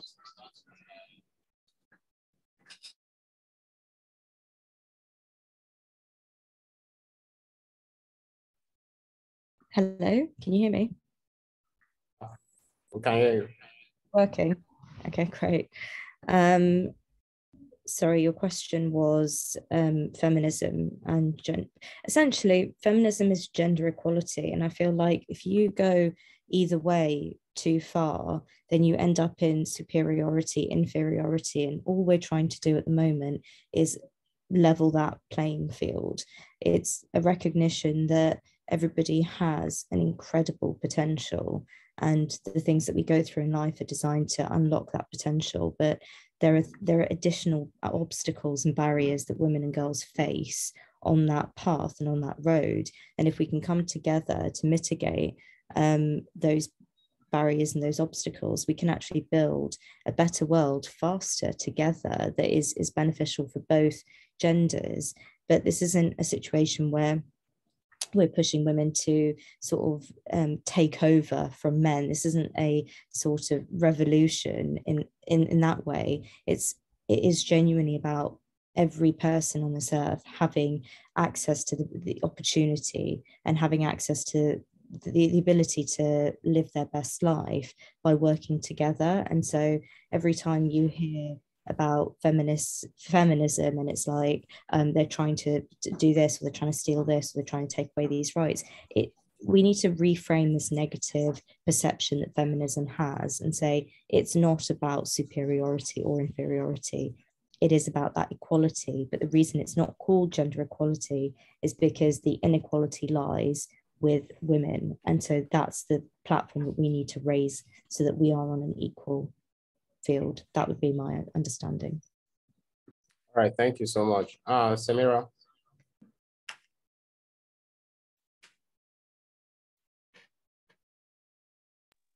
Yes, Jeremiah, I'm here. Sorry, I was trying to unmute myself. Yeah, actually, she has said basically everything about feminism. I have been asked this question many times on my social media platforms. I have been insulted, been dragged for it because there are people, especially from northern Nigeria, who believe that feminism is against Islam. Yes, that is a topic for another day, but it is there. And it's one of the one of the main issues we are facing as feminists or as young women who believe in the equality of people in terms of economic, political, and social development generally. So I would say that for me, the most important is having equal respect and value for human beings, regardless of their sexes, of their ethnicity, of their whatever, regardless of their differences, and giving us equal access to life-changing resources. So it's just the same thing. Any other thing outside that, for me, it's just like saying we have different sectors. Feminism has the same thing. We have the radical approach to feminism, which people have their own way of practicing the feminism, of demanding the changes radically and aggressively. And people are just misunderstanding feminism because simply, in a very simple way, it's just like the way Arifa said, it's just a call to action in having access to life-changing resources, whether socially, politically, or economically. And it's that very simple. So for me, that is feminism. Thank you. All right, thank you so much, Samira. I can understand from your own hands the challenges you've been facing and all the attack. At least I've been privileged to have those information. And so, Mr. Olusina. Okay. Yeah, the panelists, the first speakers, the two first speakers have actually said almost everything, but I will just add that feminism is just like what they say, it's the same thing as gender equality, and it works to correct the historical wrong that have left women behind, such as societal restriction on employment, education, landed properties, and others. So it's to correct those historical wrongs that have left girls and women behind. So, and also it simply focuses on providing men and women, boys and girls, with the same equal opportunity. Like, for instance, we talk about legal for women to hold a land. You know, in some society, it's only men that can hold a land. So we are changing narrative, you know, so that women, because there are cases where the husband will die, the woman will be left, you know, become a beggar, a destitute, because it's the husband that holds everything, and the family will come and take over everything, and the woman and the children will become destitute. So the narrative is being changing. So feminism is just another word for gender equality. I'm not talking about, you know, this fight against men want to become man, you know, no, that is not the discussion. That is not what we are talking about. Not that you want to take over from men, no. Not that you are struggling or you are at war with men, no. You need men. That's why we're talking about boys and men as allies to gender equality. So feminism is to correct the long age wrong that has been perpetrated against women, and also to provide men and women, boys and girls, with equal opportunities in the society. Thank you.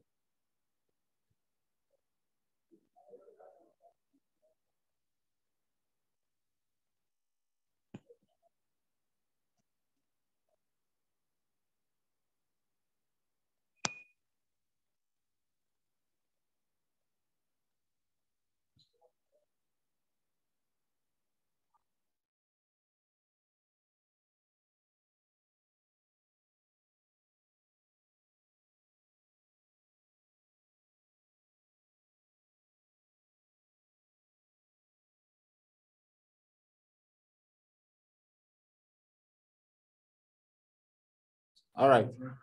Thank you very much all for your contribution. And at this point,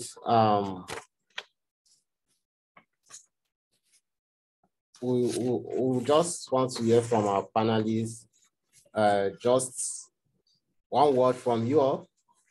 Our time is now. Our rights, our future is the International Day of the Girl Child.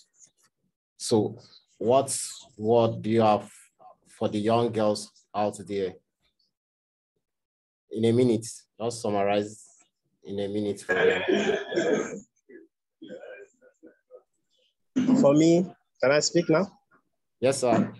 Yeah, for me, I will encourage the young girls to have a positive mindset, mindset and to believe in themselves, not to limit themselves in their own art, and not to allow the society to limit them. They must first reflect on their own power, on their own ability, on their own strength, what they can achieve. They must have goal, they must have vision, and they must have positive mindset that they can attain anything they want to attain in life and not allow any structure or any barrier to limit them. Thank you. All right, thank you so much. Okay, Jeremiah, I would say to all the young girls out there, especially the girls from humble backgrounds who are facing one challenge or another, I would like to tell all of them that they are equally very, very important in the society, just like the men are. And I urge them to dream, and not just to dream averagely, but to dream in a big way. You girls should have big dreams, set out role models, and chase your dreams. Believe in yourself in a way that no poverty or any societal issue could be a barrier between you and your dreams. And I want you to look at people that have made it from nothing to something. People like me, I had been there, I was there, whether through early marriage, societal issue, poverty, diseases, even because I am battling with sickle cell disease, and I have been told many times that investing even in my health is a total waste of resources, let alone my education. I had been told this many times. And I told myself that I cannot be kept down and I have to rise on my own. And today I did it because I had role models. I had no mentors. You can as well, but I was determined to do it. I told myself that I must be educated at all costs. I must be financially independent. And I did it because I was determined to do it and I believed in myself. So please believe in yourselves, dream big and chase your dreams without looking back. Do not listen to anyone that is telling you you are too ambitious or your dreams are too big or you cannot do it. Believe in yourself and you can do it. If any other person can do it, you can also do it. So please chase your dreams and be some very important people. Make yourself relevant in the society and the world at large. You are very, very important. Thank you. Thank you so much. Well, such a words of encouragement. Believe in yourself. And the sky is your starting point, not just the limit. So, Samira. Yes, I'm here.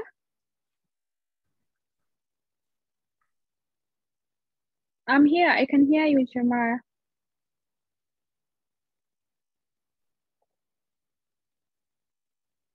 Yes, Samira. Yes, I can hear you. Can you hear me? I can hear you. Okay. But I can't hear him. I'm just seeing his mouth moving.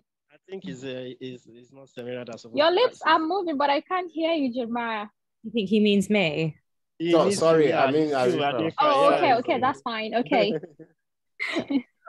Well, it's difficult to follow Olusina and Samira because I think they've said everything so beautifully. I think just to tie everything together, I would say I'd encourage them to familiarize themselves with the word yet, because Olusina mentioned mindset, and I actually teach a concept called growth mindset. And it's the idea that if you haven't done it, or if you haven't achieved it, you haven't achieved it. And it's still possible, looking at different strategies, finding other ways around the issue, but it will always be possible to achieve whatever it is you want to achieve. It just hasn't been done yet. So when Samira said, after everything I've been through, I rise above it, I would heavily encourage girls to look at the Maya Angelou poem, I Rise, because girls will always have pain sort of built into their lives and obstacles built in, but we need to be resilient, we need to rise, and we need to recognize that if it hasn't been done yet, if there's no role model to look up to and say, oh, well, women have done this before, then we need to become those role models. We become those women who break those boundaries and those frontiers and go where no other woman has gone before to set that precedent for the next generation. So absolutely dream big, believe in yourself, rise above that sort of those obstacles, but be incredibly resilient and recognize that if it's in your destiny, your potential is limitless. So you will achieve it, but you need to be able to keep going despite the setbacks.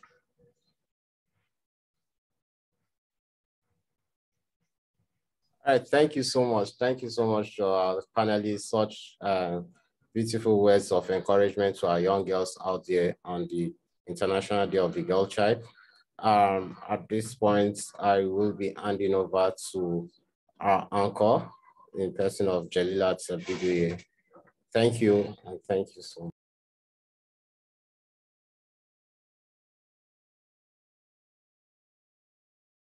I think if you wouldn't call me biased, I think it is fair to say we promised and we over-delivered on this particular session. This was such a powerful session, and the panelists really went all out, sharing their experiences, their thoughts, and even words of advice on how we can continuously support young girls.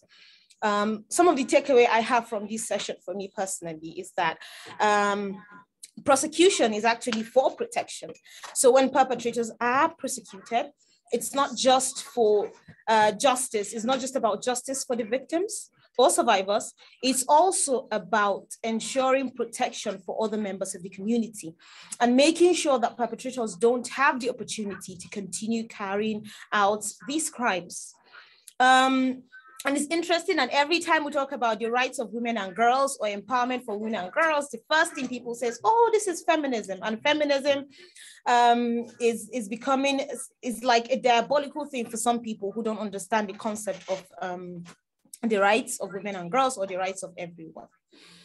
Personally, I would say that I'm only able to get to this point in my life, in my education and my career, because of the support of men that I had when I was growing up. And these men were from my teachers. At some point, due to financial constraint, I couldn't continue my education. But my principal, who was a man, may he so rest in peace because he's late now, he gathered support from teachers to help me write my final exam, to pay for my final examination. And so there are so many ways men and boys can be allies for gender equality. So thank you once again to Arifa, Olusina, and Samira for really engaging us in this session and sharing all your experiences and so on. I have to say to the attendees, kindly take the poll. The poll will come up right now. Please take the poll, and then we'll take a quick group photograph with our speakers before we go on break and come back for another, for the last session for today. So please, again, take the polls. Tell us your thoughts. Was this a worthwhile session?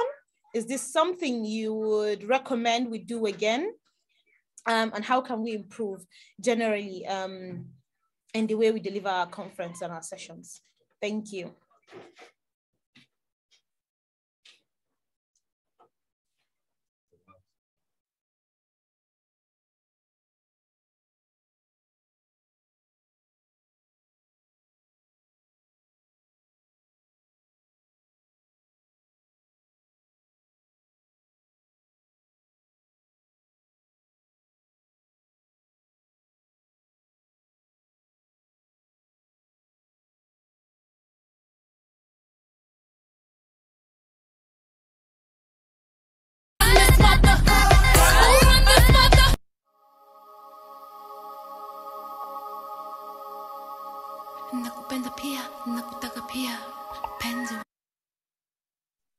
So remember that on the Hoover platform, you can continue to engage our speakers. You can keep asking them questions and have conversations around the topic and even other topic of interest that you might want to talk about. You can also ask questions and get responses from our speakers. You can also engage with other attendees and have fruitful discussions on how to better improve our communities and our society at large. The poll is done right now. I would ask us to turn on our camera, especially for our speakers. Can you kindly turn on your camera so we can quickly take a group photograph before we go for a short break and come back to the next session. Come back for the next session. I think we're still waiting for Samira. Okay.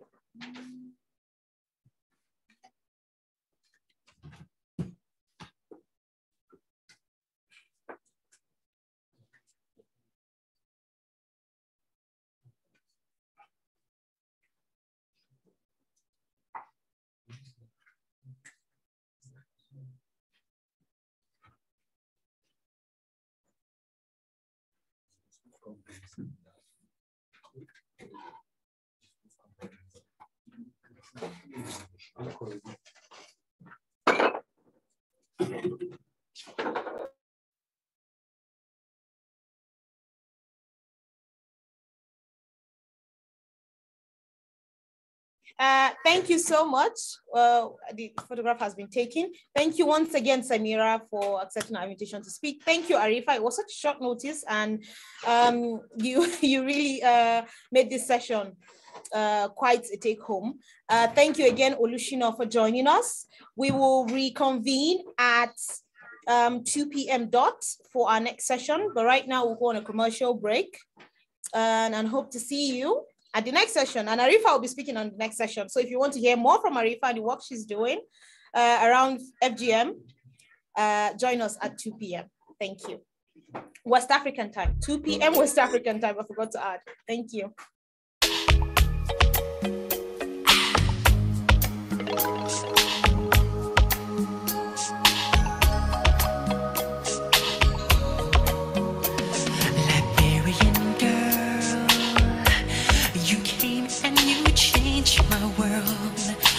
So brand new, Liberian girl. You came and you changed me, girl.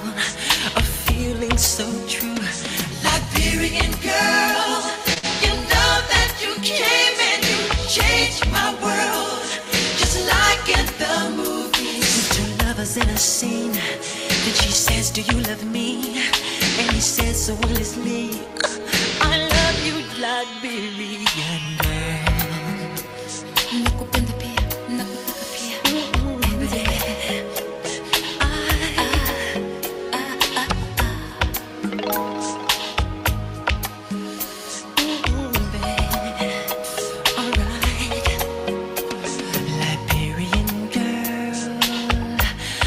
Precious than any pearl, your love so complete, Liberian girl. You kiss me, then ooh, the world. You do this to me, Liberian girl. You know that you came and you changed my world, just like in the movies. With two lovers in a scene, and she says, "Do you love me?" And he says so honestly, "I love you, Liberian girl." Nakupenda pia, nakutaka pia, penzi.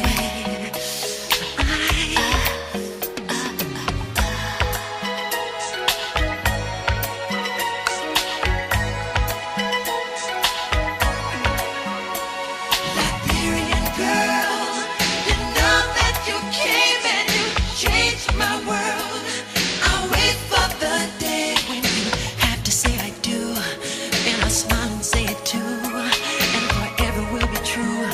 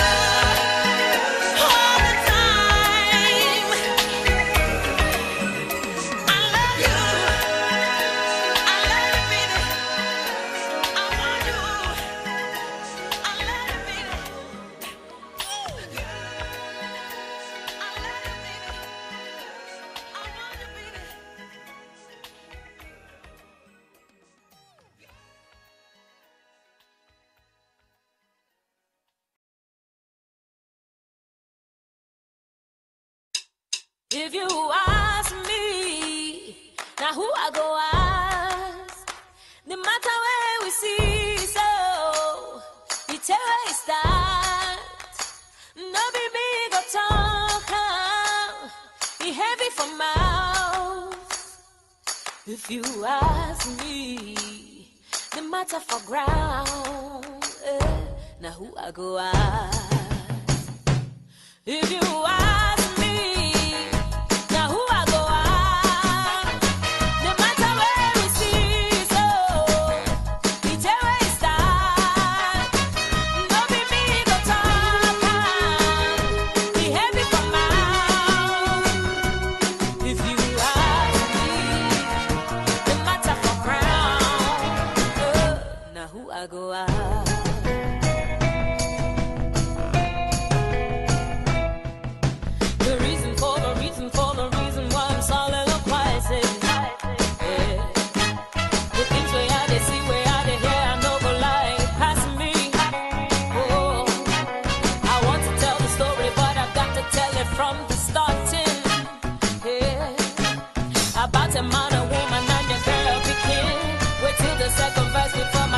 Begin. If you ask me, now who I go ask?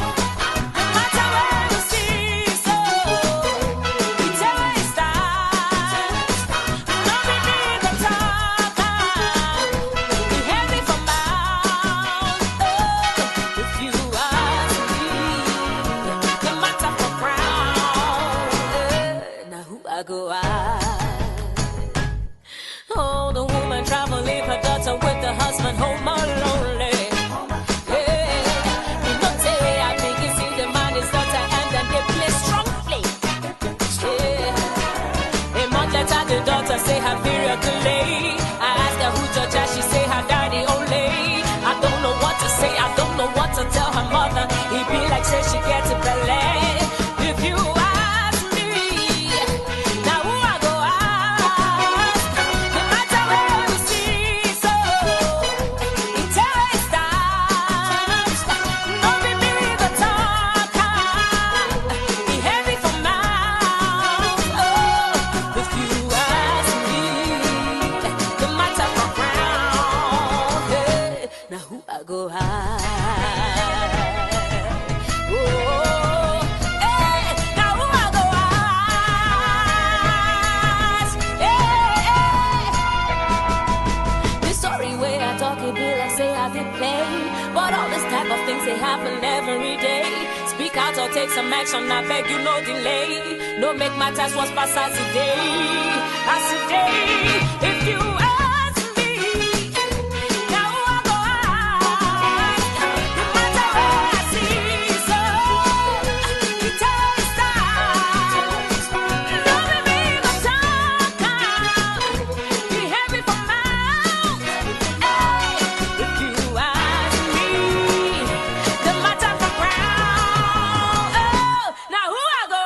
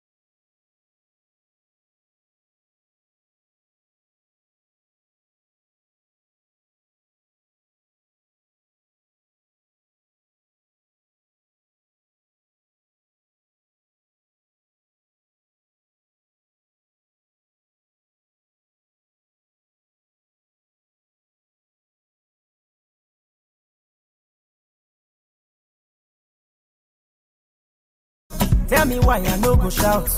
Not because I suffer pass, not because I pray and fast. No be your show, no be jazz. Okwachi daily Osinachi. I'm no kwa Osinachi. One lemon Osinachi. Okwachi daily Osinachi.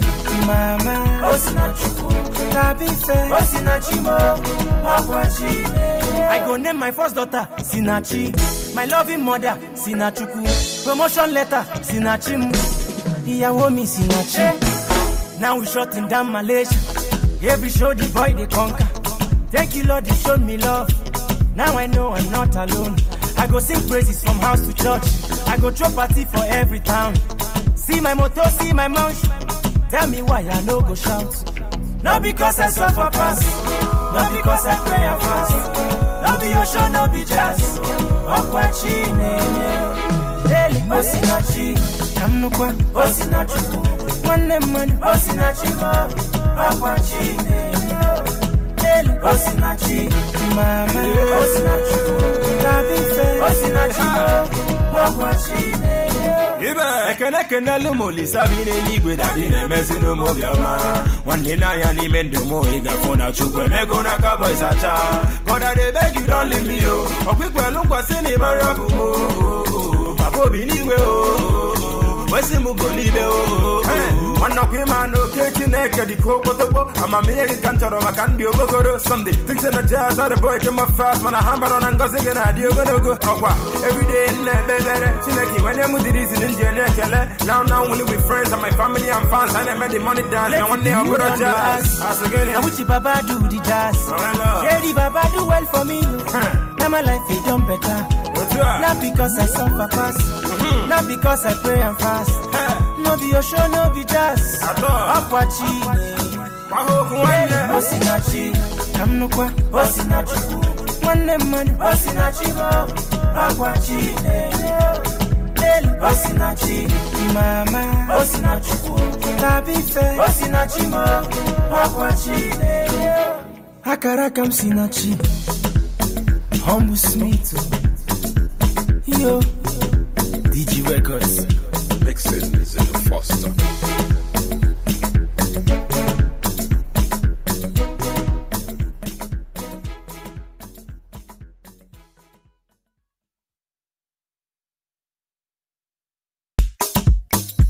What? Igwe.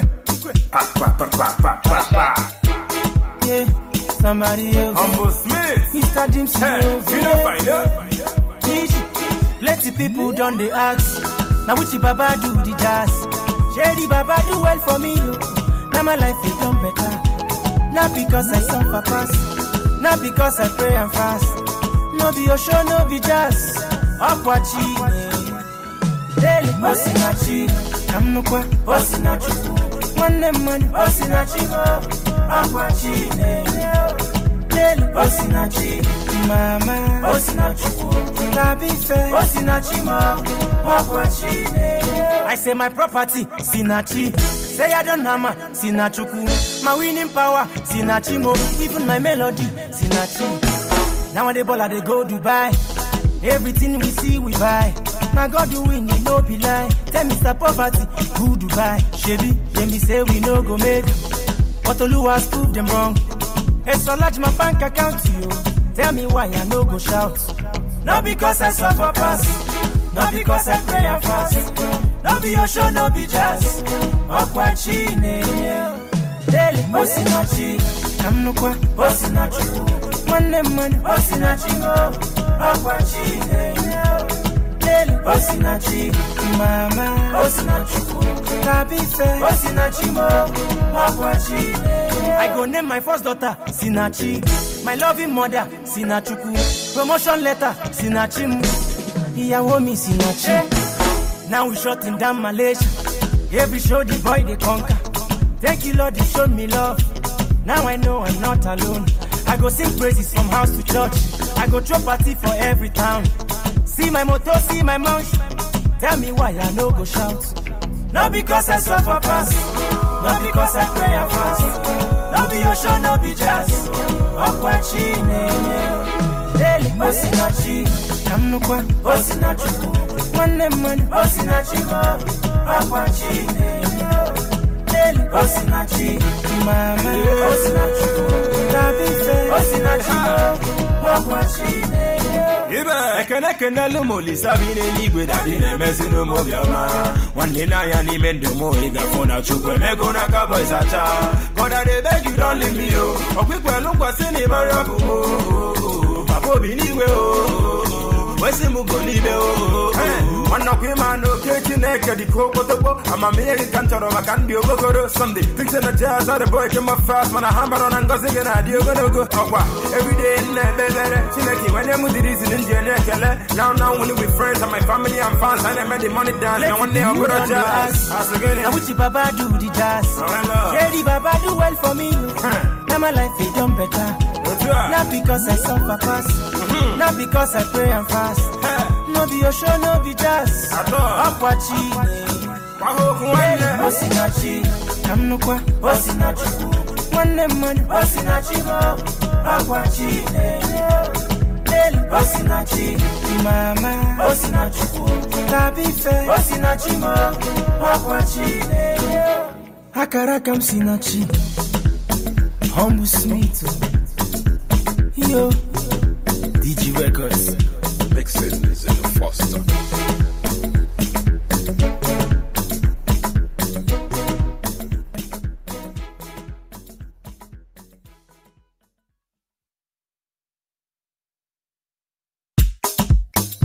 What?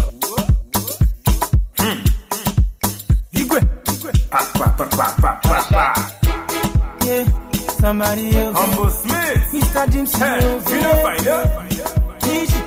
Plenty people done the ask. Now which Baba do the jazz? Shady Baba do well for me.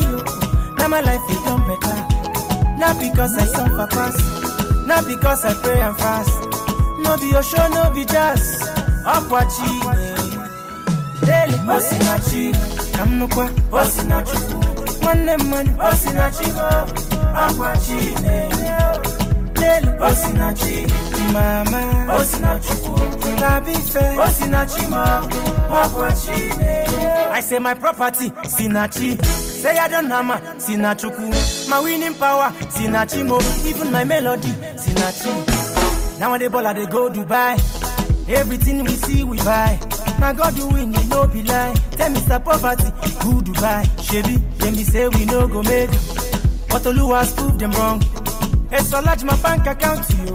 Tell me why I no go shout. Not because I suffer past, not because I pray and fast. No be your show, no be jazz. Akwachi, daily Osinachi, Kamnukwa, Osinachi, one man, Osinachi, Akwachi, daily Osinachi, Mama, Osinachi, Tabife, Osinachi, Akwachi. I go name my first daughter, Sinachi. My loving mother, Sinachuku. Promotion letter, Sinachi. Iyawo mi Sinachi. Now we shutting down Malaysia. Every show the boy they conquer. Thank you Lord, you showed me love. Now I know I'm not alone. I go sing praises from house to church. I go throw party for every town. See my motto, see my mouth. Tell me why I no go shout. Not because I suffer fast, not because I pray and fast. No be your show, no be jazz. Akwachi, daily Osinachi, Kamnukwa, Osinachi, one man, Osinachi, Akwachi, daily Osinachi, Mama, Osinachi, Tabife, Osinachi, Akwachi. Ekene lumoli sabine ligwe dadine mesino mobiama. One day na yani mendo mo iga fona chukwe mego na kabo isacha. God I beg you don't leave me oh. Okwikwe lungwa sini barabu oh. Papo biniwe oh. Wesi mugolibe oh. One of him and no kitchen naked, the cocoa. I'm American Toro, I can't be over Sunday. Fixing the jazz, the boy came up fast, man. I hammer on and gossip and I do go. Every day in Chinaki, when I'm with the reason in Janet, now only with friends and my family and fans, and I made the money down. And one day I'm going to jazz. I wish Baba do the jazz. Lady Baba do well for me. Now my life is done better. Not because I suffer fast, not because I pray and fast. No be your show, no be jazz. Akwachi, Osinachi, Kamnukwa, Osinachi, one man, Osinachi, Akwachi, daily Osinachi, Mama, Osinachi, Tabife, Osinachi, Akwachi, Akarakam Sinachi, Humble Smith, yo, DG Records.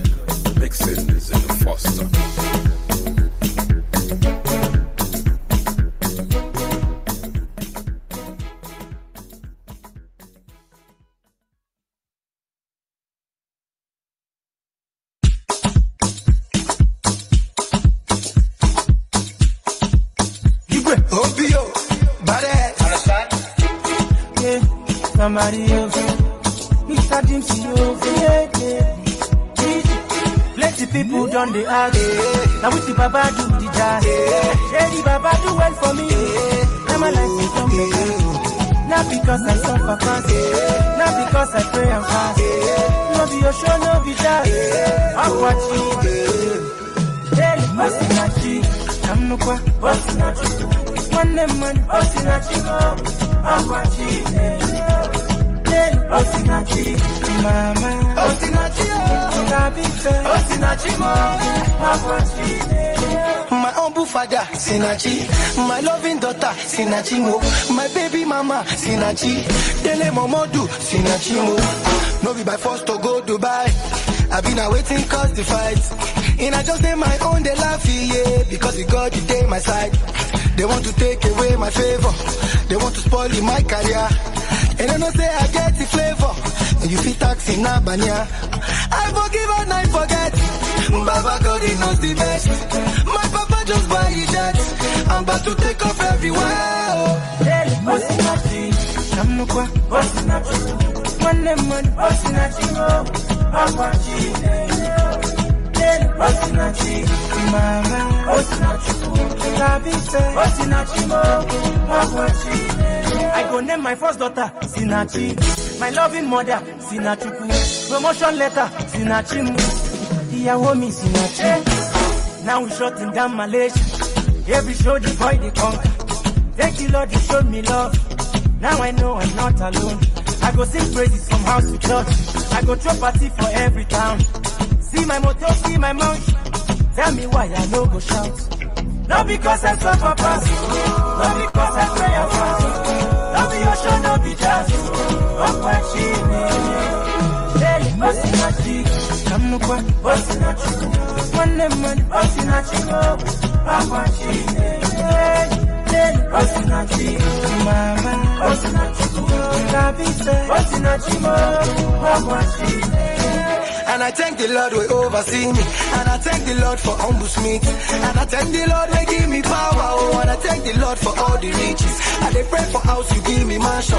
I dey pray for car, you give me phantom. I dey pray for fans, you give me stardom. Oh, you dey show me love, you know be lie.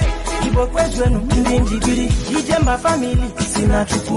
If no be God, where I for there. Forever we go give God the glory. We dey travel, they go, they come. Everything we do, they prosper. Now because your name not favor, all is by the grace of God. Plenty people done the ask. Now what the Baba do the jazz. Yeah, the Baba do well for me. Now my life is done better. Not because I suffer fast. Not because I pray and fast. No be your show, no be jazz. I'm watching. Hey, Osinachi. I'm no kwa, Osinachi. One name man, Osinachi. I'm watching. Osinachi, mama, Osinachi, Tabitha, Osinachi, Wakwachi, Akarakam Sinachi, humble smith, yo, a ties entertainment, Mixing is in Foster.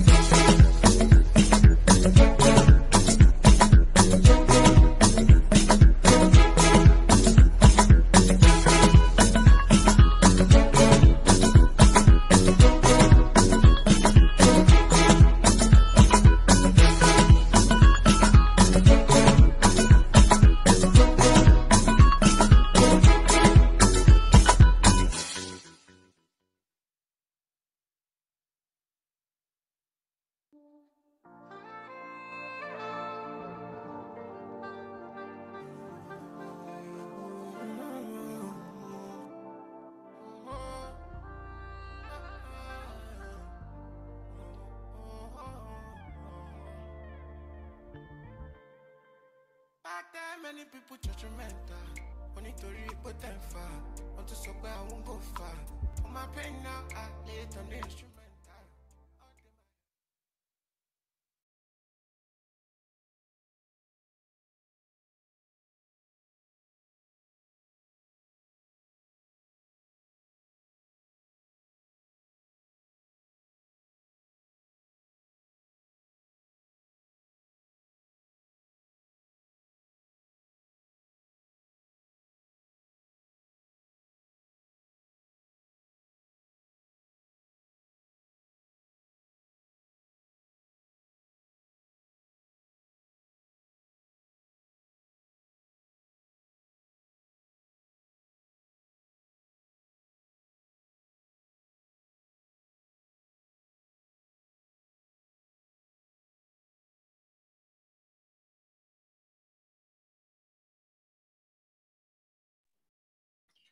Hello again and welcome back to our second session for today.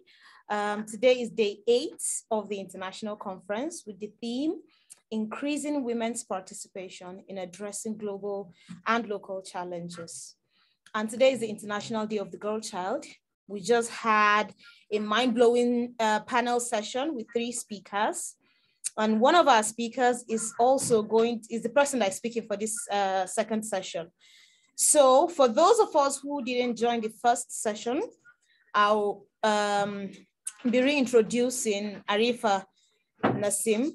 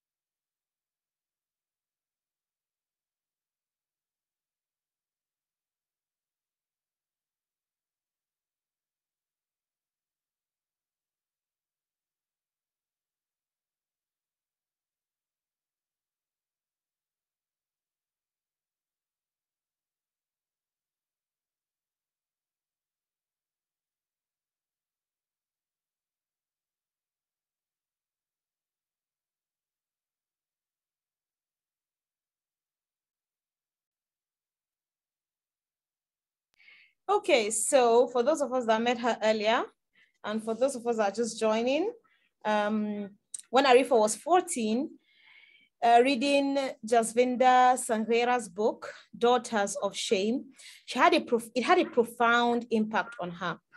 The collection of stories from those who suffered through forced marriages and honor-based violence motivated her to become a voice and an advocate for the victims of such abuse. After years of campaigning, fundraising, and raising awareness about the prevention of honor-based abuse, she was selected as an official UK delegate to the Sustainable Development Goals Summit. It was there that Arifa realized educational movements at the grassroots level were the source for change on a larger scale. She founded Educate to Eradicate, a non-profit organization committed to spreading knowledge to prevent the hundreds of thousands of individuals at risk from experiencing forced marriage, genital mutilation, and honor-based abuse. Educate to Eradicate provides information and resources online, leads training for youth and educators, and organizes events to increase understanding on the dangers of honor abuse and how to prevent and fight against violent practices. To date, Arifa has educated more than 5,000 individuals and plans to grow Educate to Eradicate into a holistic program, training larger organizations and offering counseling and legal advice to victims.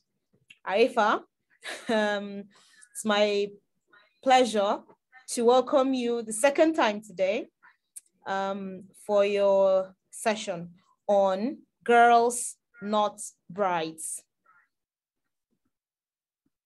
Good afternoon now it is. Thank you so much for having me. I'm delighted to be here. It's an honor.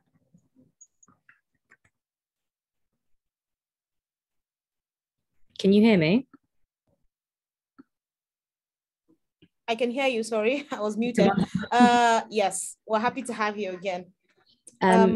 You're one of the panelists, so you have permission to share screen, so you can just share your slides. Oh, wonderful. Okay, I was just going to try and do that. Should work. Just bear with me, everybody.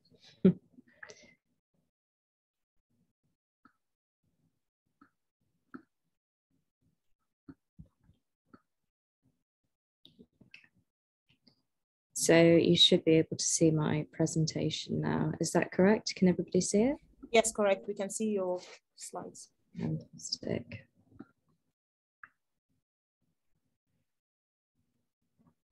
Okay, wonderful. So thank you for that introduction. My name is Arifa Nasim, and the presentation today is called Breaking Silences by Educate to Eradicate.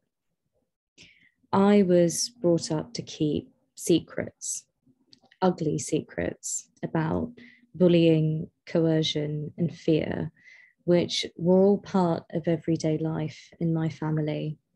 I was taught that it was shameful to discuss things with outsiders, and that if I did, I'd be compromising my family's honor, the most important thing in my mother's life.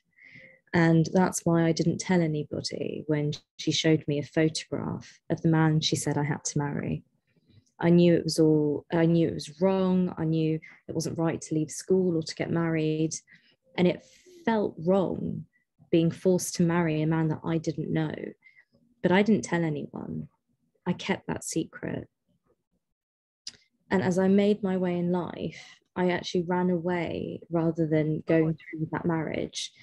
And my family disowned me. They said, "You've shamed us. You're now dead in our eyes." And I kept that secret as well. And as I tried to make my way in life, I kept my head down and my eyes averted because I didn't want people knowing how worthless I was. Now, if we pause there for a second, how does that story make you feel? I mean, do we have access to the chat box? If anybody wants to type in their feelings into the chat box, any emotions that that story might have conjured in you, because I'm very, very grateful to share that that story isn't mine, but it is the opening paragraph of Jasvinder Sangira's Daughters of Shame. So what I just said to you now was the first paragraph of this book that I read when I was 14 years old. Now, my best friend, Salaha, gave me the book as a birthday present. She thought that I might find it interesting. But when I started reading that book, that first paragraph, it gripped my heart because I thought to myself, that could have been me. When I was reading it at 14, I thought to myself, in 2 years' time, if my mother didn't love me as much as she did, and if she believed in honor and cared more about honor than my feelings and who I am as her daughter, then maybe I would be going through this as well. So I felt lucky in a sense that I knew this was something that girls my age, from my culture and my background, would be experiencing. But I felt like I was being saved from it because my mother didn't believe in those same things. And there was a guilt that settled into my heart because I thought, I'm safe from this. This will never happen to me. But it happened to Jasvinder, it happened to her sisters, and there are so many girls in my life that I know that it will happen to, and I need to do something about this. So instead, so that story obviously wasn't mine, it was Jasvinder's story. I actually grew up in Waltham Forest, which is a small borough in the East End of London. I had a very happy childhood. There's some photos here of sort of the area that I live in. And I went to school. I had a really good relationship with my teachers and sort of mentors, politicians, people locally. And I thought to myself, well, there's definitely something here that I can do. I can use my voice to speak out on behalf of all of these women and girls that have been silenced. And I was inspired to do so by my grandfather. So my grandfather was somebody that came to this country as an immigrant. Back in sort of the 1940s and 1950s. And he quickly became a public servant because he wanted to be a voice for the people that, that he cared about. He wanted to represent the new community that had settled in the UK. And his legacy was one of service and one of compassion.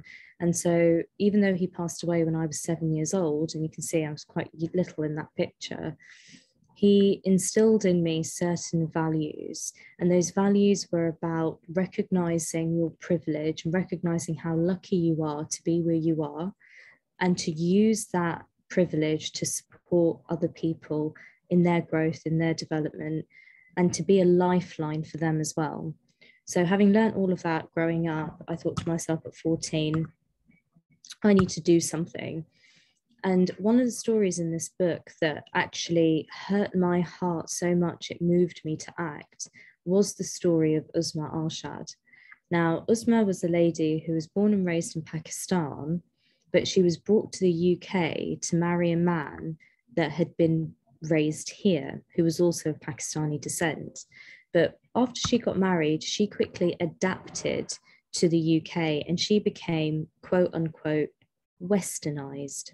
She started straightening her hair, wearing makeup, tighter clothes, contact lenses, and somebody started a rumor that she was having an affair.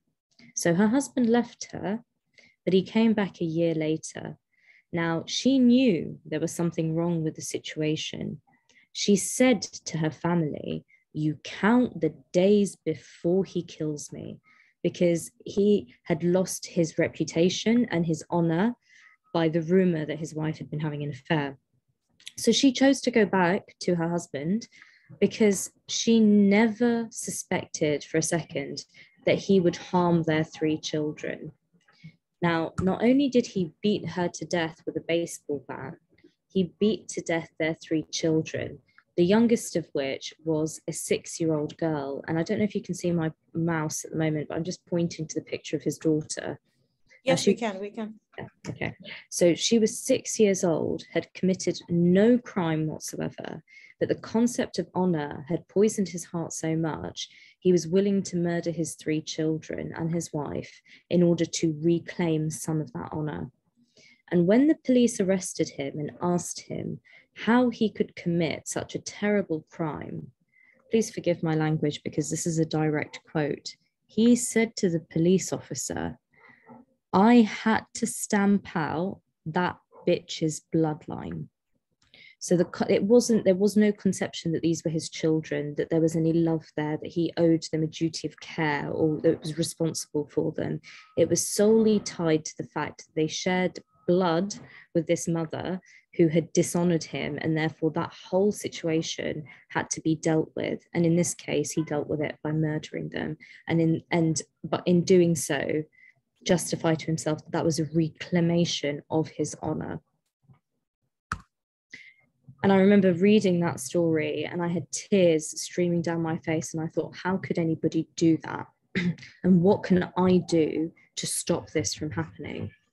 So if I very quickly run through the definition of what is a forced marriage, it's where one or both people do not consent to the marriage and pressure or abuse is used. Now, in the case of disability where you can't consent, the marriage is automatically recognized as forced. And victims can be pressured through physical or emotional abuse. So it can either be physical or emotional means. Now, why would parents, the people that are supposed to love you the most and act in your best interest, do this to their children? There are a variety of reasons why forced marriage happens. Here are just a few of them, and I'm going to run through them quite quickly. Sometimes it's to prevent unsuitable relationships, and those relationships can be deemed unsuitable based on religion, based on culture, based on race, based on caste, even based on class, differences between poorer and richer communities.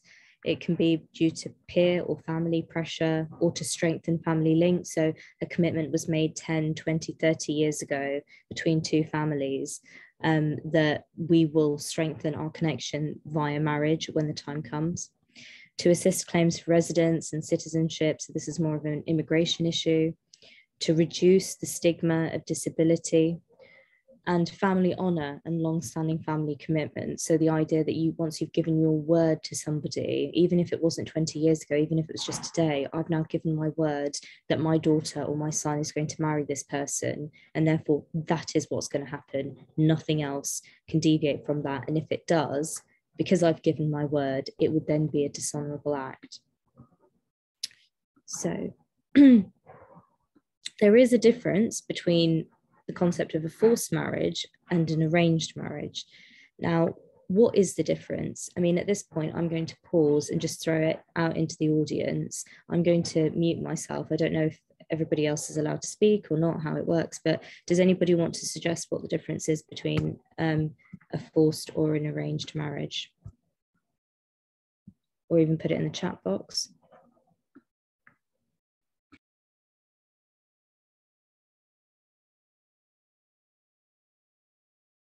So if any attendees want to speak, you can just raise your hand or you can drop your comment in the chat box.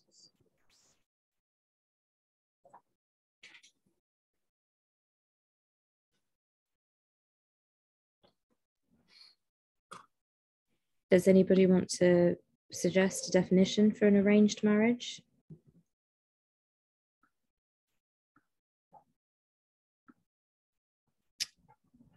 No problem, we can just keep going. So an arranged marriage is when both the bride and the groom choose whether or not they want to marry a person that's suggested to them by their families. Now, crucially, it must be a free and voluntary decision undertaken by two mentally stable adults. Now, the grey area here that where an arranged marriage can slip into a forced marriage is where one party no longer wishes to proceed with the match, but then is pressured.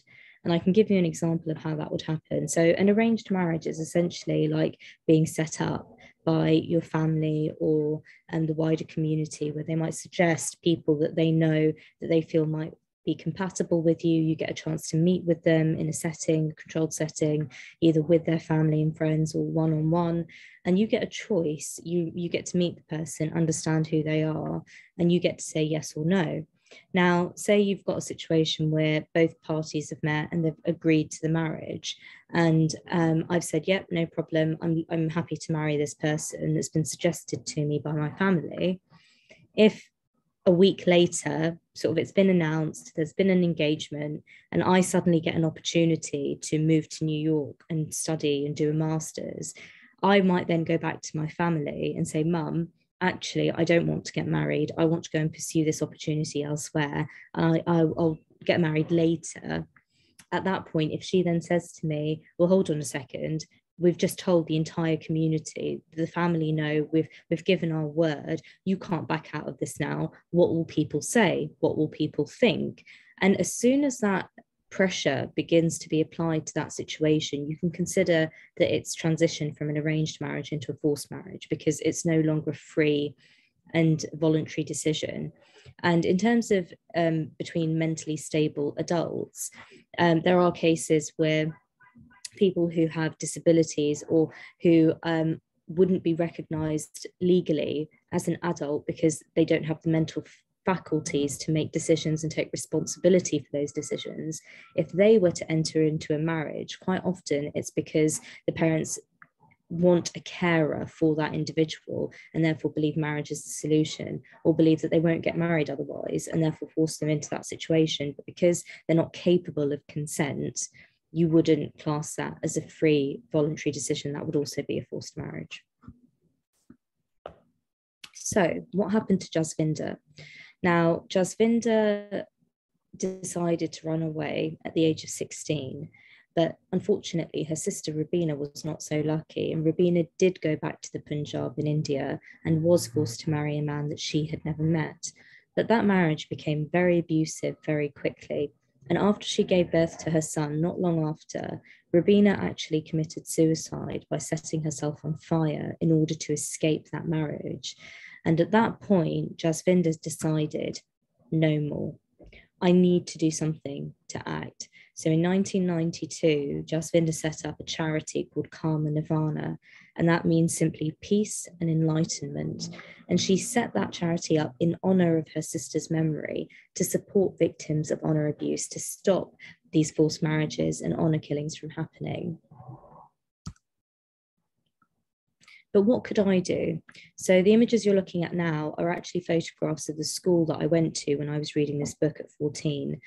And Walthamstow School for Girls is a place that's very, very dear to my heart because it's where my journey really began, tackling gender-based violence.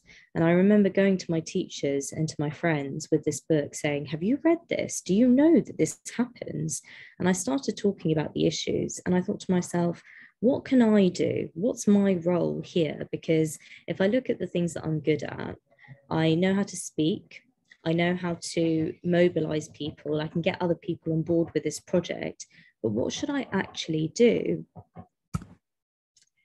And what happened was I went to my head teacher and I had a word with her and I said, look, I've just read this book. I'm really interested and passionate about this issue.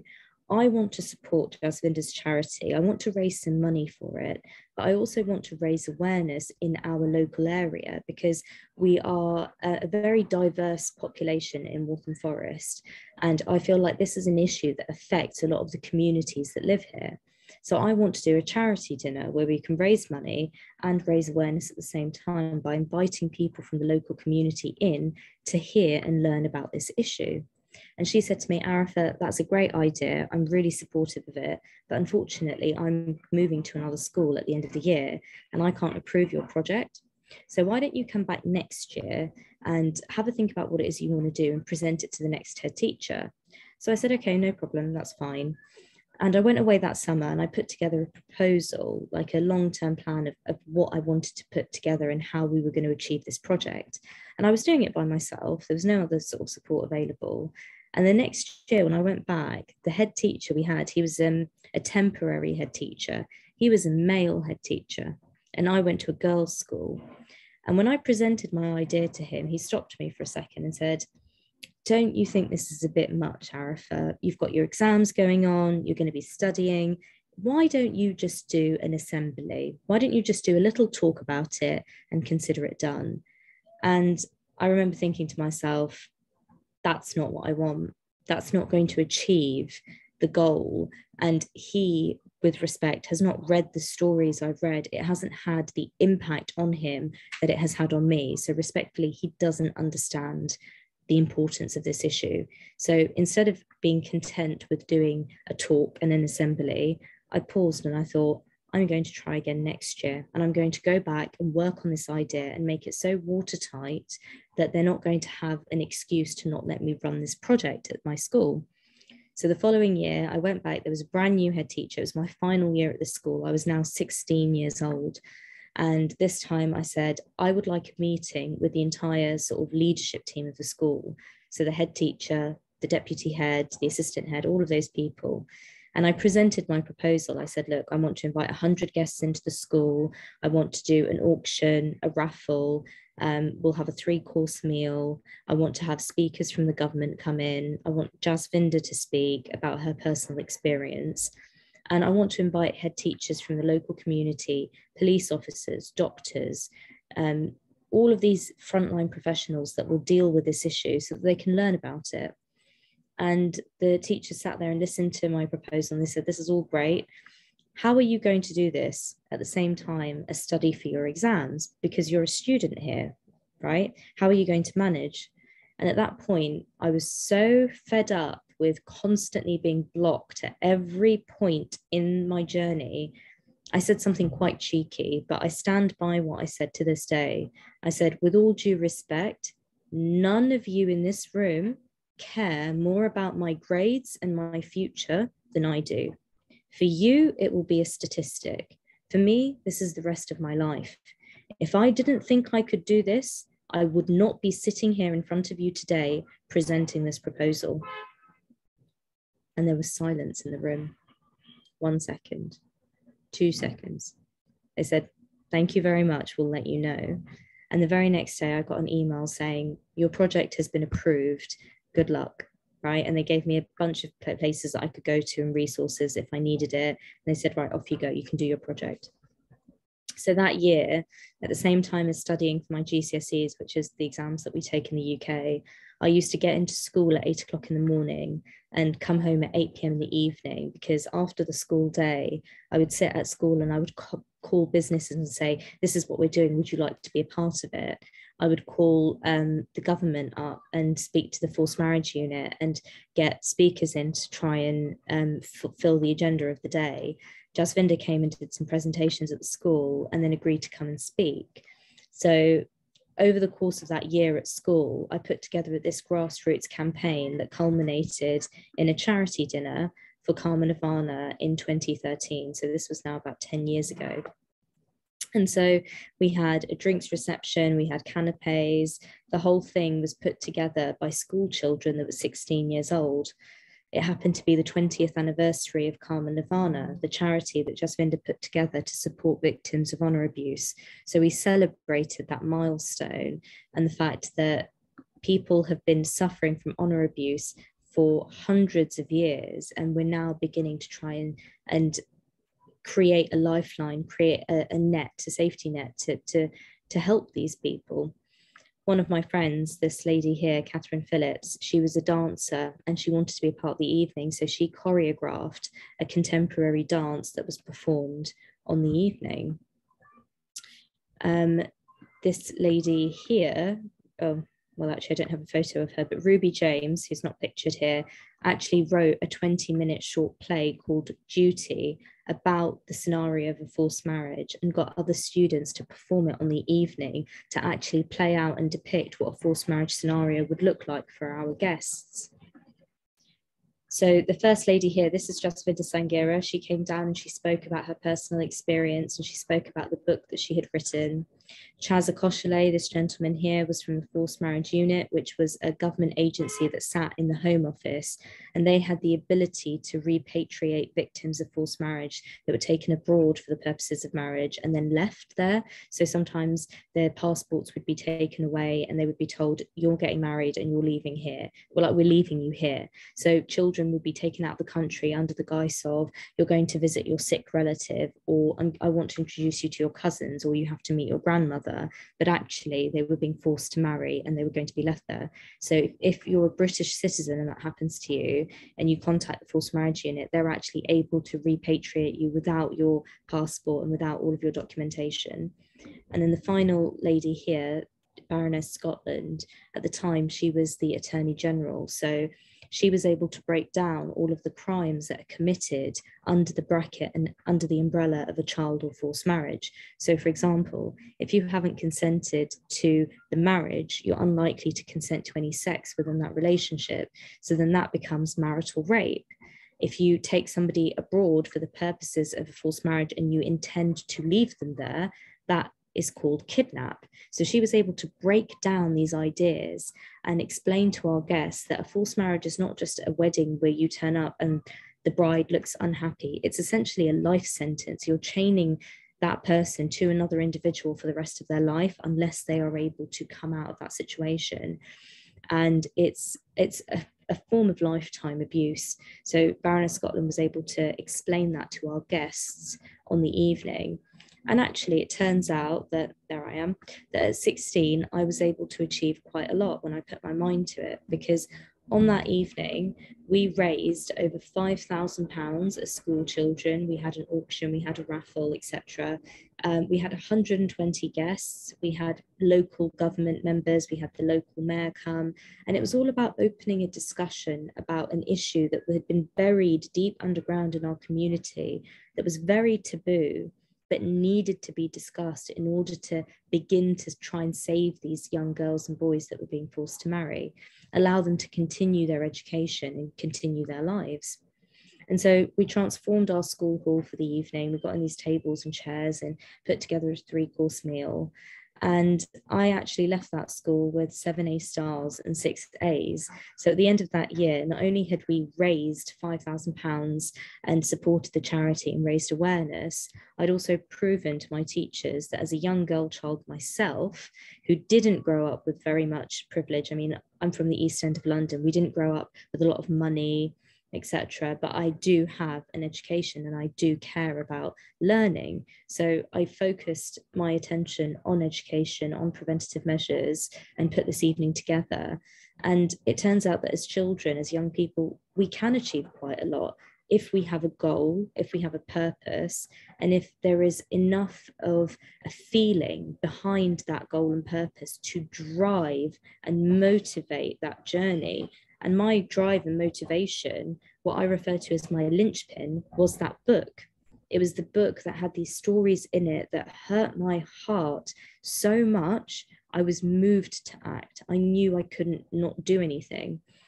So having experienced this at 16, I thought to myself, this is just the beginning. Like, this is not like I've done it and now I'm going off to do something else. I've just started. There is so much more work to be done. I began to learn about the honor code, the idea that one person could ruin the honor of an entire family or even a community.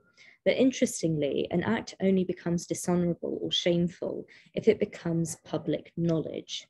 So perception is central to honor abuse. So for example, if in my culture, having a boyfriend was a dishonorable act, and you're not supposed to have sex outside of marriage, and being in a relationship alludes to the fact that you may be sexually active.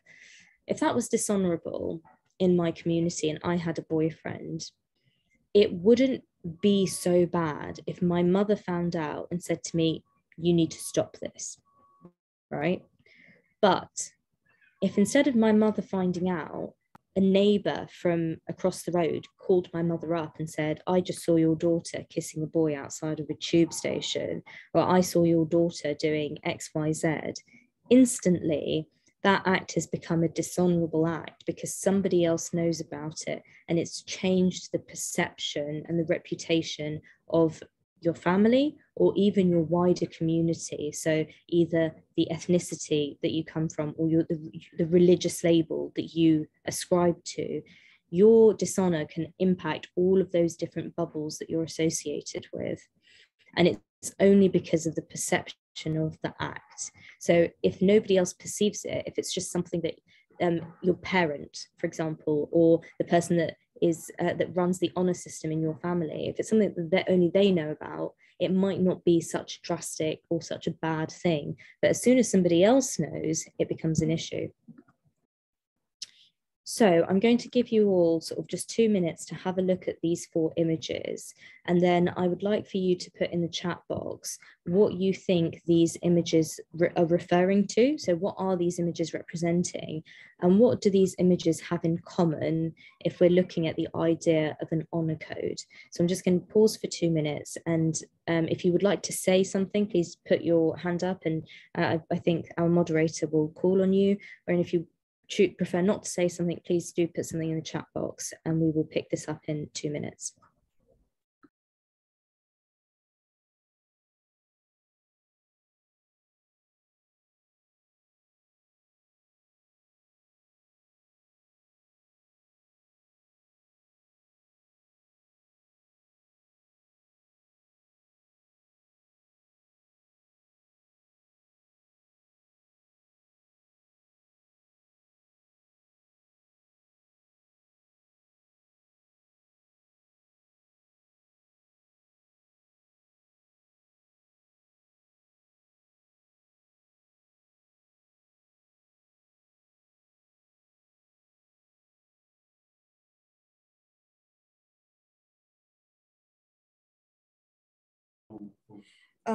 Okay, so Arifa, while we wait for comments, I think we can just go over some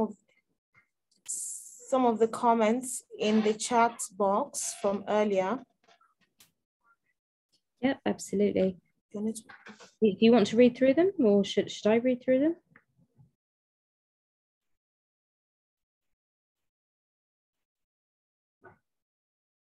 So Jalilat says it sounds heartbreaking.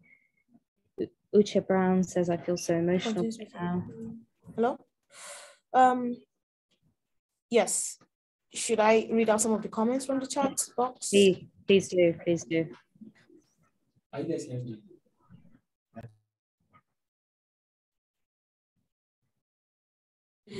Arifa, I don't know if you're speaking, but I apologize. We have some technical issues. Let's just take a quick 5 minutes break and try to fix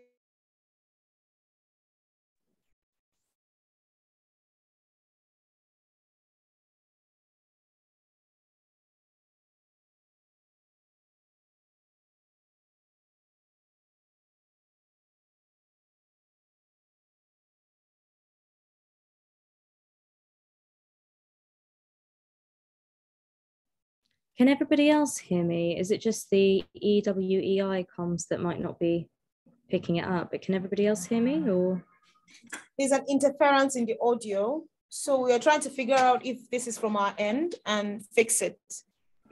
Yes, it's from your end, EWI. We can hear you. Right. We can hear you, but there's an interference in your audio. So Yeah. we want to know if this is from your end or from our end. I don't think it's on my end because everybody else can hear me fine. So I think it might be yours, but it's fine. We'll pause for 5 minutes and feel free to rejig things so we can get started again.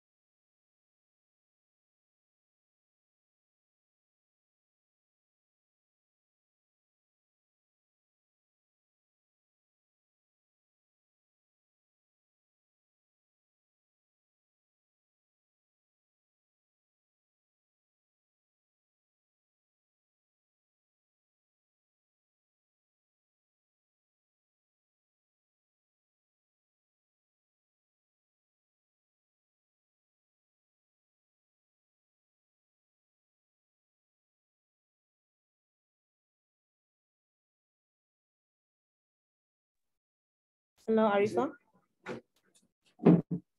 Yep, I'm here. Can you hear me? Okay, yes. So we switched networks. I think our network provider had like terrible networks, but now we've switched our networks, so we can hear you clearly. Sorry for the delay. Please continue. No problem. So we've got a few ideas here. They all have a woman in the picture, correct? Joel says it feels like it is forced. And Simon says, I see relationship, fashion, and all women. Jeremiah says, the pictures look to me like someone going to various stages of self-awareness. All really, really interesting ideas. And actually all of those ideas tie into what I'm about to say, which is, for me, what these images have in common are these are all things that could break the honor code. Now, I think we're going to come to what the honor code is in a minute. Any one of these, yeah, exactly, we'll come into it. But any one of these things could be a dishonorable act. It's not any family. Sorry, it's not every family, but it's any family. So the honor code itself is something that's really flexible. It's not something that's set in stone. It's more individual, based on each individual family, each particular setting, a culture, an ethnicity, a religion, etc. All of these factors play into the construction of a specific honor code in a family. And with all of these different influences, the first one is a relationship between members of the opposite sex. The second one, I would say, is Western ideals of beauty, but not just Western ideals of beauty, it's beauty itself. So the idea of beautifying yourself. The third is an unsteady or unstable relationship with authority. So that might be with the parents, it might be with elders in the family, it might be the community leaders that make certain decisions in either rural areas or even urban areas. It's that sense of a disconnect between the parties that are the younger generation, essentially, and those of an older generation. And then the fourth image is tight-fitted Western clothing. So a lot of cultural dress tends to be quite loose-fitting with an emphasis on modesty, with or without a religious element. But this idea of a tight-fitted Western dress any one of these four things, or all four of them in combination, could be enough to trigger an incident of honor abuse, because any one of these things could break the honor code in a particular family. So in my family, it's not against our rules to have a boyfriend or to wear makeup or to get your hair done. I regularly have disagreements with my mother. It's not a shouting, screaming match, but I'm allowed to disagree with my mum and say, actually, I don't think that's correct. Whereas in some instances, it would be breaking the honor code even to speak back and to disagree with a decision that a parent or an authority figure has made. And then, of course, tight-fitted Western dress, I think, is quite self-explanatory. So what actually happens when you break the honor code? What happens if you're seen to not be ascribing to the ideals that will protect the reputation of the family? Well, there are different consequences for the individual and for the community. In the case of Jasvinder, she was totally ostracized by her family and the wider community. They said, if you're not going to marry the person that we say, you may as well be dead to us. We want nothing to do with you, right? There can be feelings of shame and guilt. Imagine being 16 years old by yourself you've born in the country, but it's not quite your country either, because you're from an immigrant background. And then you get told by the people that are supposed to love you and protect you that we want nothing to do with you. Those internalized feelings of shame and guilt will then have an impact on the rest of that person's life unless they're able to engage in therapy and deal with those emotions and that complex guilt. There's honor abuse, there's domestic abuse, and obviously honor abuse is a little bit different, because at the center of all different forms of abuse, I'm sure we've all seen that wheel, it comes down to power and control. So that is the crux of abuse. But with honor abuse, it's power, control, and this desire to reclaim back lost honor, or this perception that honor has been lost and it's got to be, vengeance has got to be exacted. So there's also a spiteful vengeance element to it. And then obviously on the extreme end, honor killings and forced marriage. So we've got a question: why are adolescent girls forced into marriages under the disguise of traditions or religious belief? I'm going to come on to that, Samson. I believe I do have a slide that will address that topic, so just hold that thought. So the youth summit. Going back to my story now, if we remember where we left off, I was 16 years old, just had done this event that had raised money and raised awareness about this issue of forced marriage. But I wasn't an expert by any means in this issue. I was just a young person that stumbled across this happening. And as a result, I spent the rest of that summer learning more about the issue that I had brought attention to in our community. And because of Chaz Akoshale, who I invited to my event, because he worked with the government, he said, look, the Department for International Development is putting together a summit, a youth summit, and they're talking about forced marriage, but they're also talking about female genital mutilation, FGM. So I think you should come down to this meeting, and I think you should hear about the work that our government is doing to tackle this issue domestically and on an international scale. So that's where I met these guys, these group of young people. And at the time, they were an informal group called Youth for Change. And the focus and the priority back in 2015 was child marriage and FGM for the Department for International Development. And the first time I learned about FGM, it was through the story of Layla Hussein. So I'm going to go through the story very briefly now, much in the same way that I went through Jasvinder's story. Layla's story is, she says, the day I was cut in Somalia, I had no idea what was about to happen. When I woke up, there were so many people in the house. I thought we were celebrating something, but it wasn't my birthday. The neighbour's daughter turned to me and said, you must be really looking forward to this. As she spoke, I heard my sister screaming. It was an out-of-body experience. This girl was saying I was going to be cut, and I thought, that's not right. But I was in shock. Someone said, go get Layla, it's her turn. I was pinned onto the table by 4 women. They said, it's not going to be painful, silly girl. Apparently they gave me an injection to numb it, but I felt everything. I felt my flesh being cut off. After you're cut, you're given presents, chocolates, sweets. Me and my sister actually got gold watches. You're abused, but you're rewarded for it. And it leaves you with a massive sense of confusion about the people that you trust. Years later, when I was training to be a therapist, I confronted my mother. She had believed it was the right thing to do at the time, but she had also protected me. She told everyone that I had gone through type 3, the most severe form, rather than type 2. By having this conversation and receiving her apology, I was freed from this confusion. But I knew I would never let my daughter go through this ordeal. And here on the picture on the right, you've got a picture of Layla, and that's Layla's daughter. So I'm sure we all know this by now, but just to recap on definitions, FGM is any procedure that deliberately mutilates the female genitalia for non-medical reasons. It has no health benefits and is very harmful in many different ways. There are 4 different types of FGM. There's the clitoridectomy, which is merely the removal of the clitoris, which is highlighted in green here. Excision is the removal of the clitoris and the labia. So again, highlighted in green, the clitoris at the top and the labia on either side. Type 3 is the worst and most harmful, dangerous form of FGM. It's called infibulation, and it includes the above. So it's both type 1 and 2, but it goes further because it takes away the outer labia as well.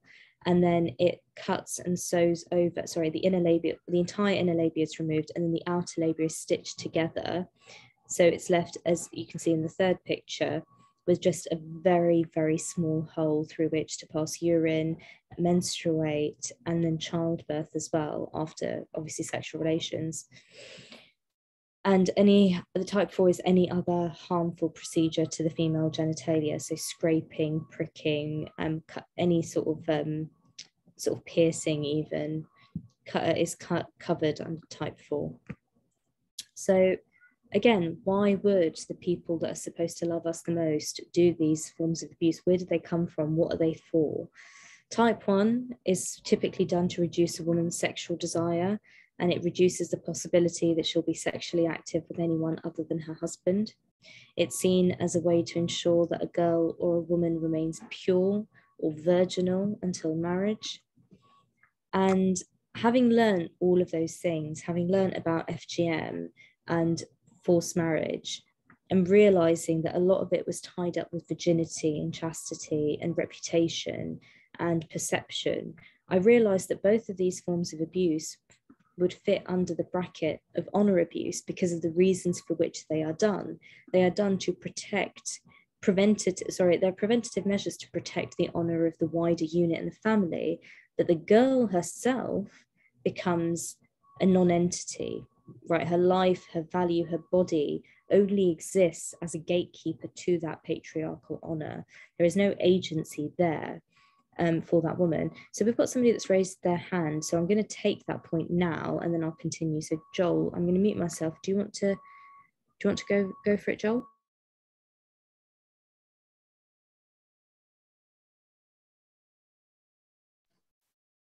Hi, Arifa. Yep. I mean, do I have to unmute them? Can you do that? I don't know how this works. Okay, so let me see. I think we have one hand up. This is Joel Yanza. Joel, let me allow to talk. Okay. Joel, go ahead and make your comments.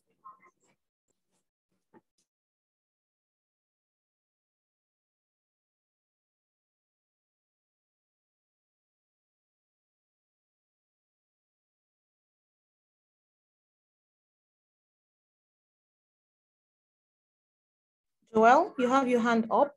Okay, if Joel is not ready, let's take Samson. Oh, he's Amu, but he just went off. Let me see other hands. Hello. Samson? Oh, Joel. Hello? Okay, Joel, go ahead. Yes. Yes. Okay. So I just what I wanted to say was that this is something that is happening in the northern part of Nigeria. Like, young girls are getting this treatment, and this is not help actually. So, like, you should like seriously help us at this part of the country so that people understand that this is not help. Like, they are seriously mutilating human beings. They are mutilating ladies. Cutting off Libya and stuff is nothing about husband and stuff. So if just try to find a way and help us have like bring education or something like that to these parts, let them know that what they are doing is not helping, but they are destroying the ladies. Because this stuff like it's something that like I've actually witnessed, I've seen, and it was very horrible. So just that's all I want to say. Just I don't even want to continue talking because it's like it's making me feel very sad. Like, just help us, please. Thank you. Thank you, Joel, for sharing. Ohis, do you still want to make a comment?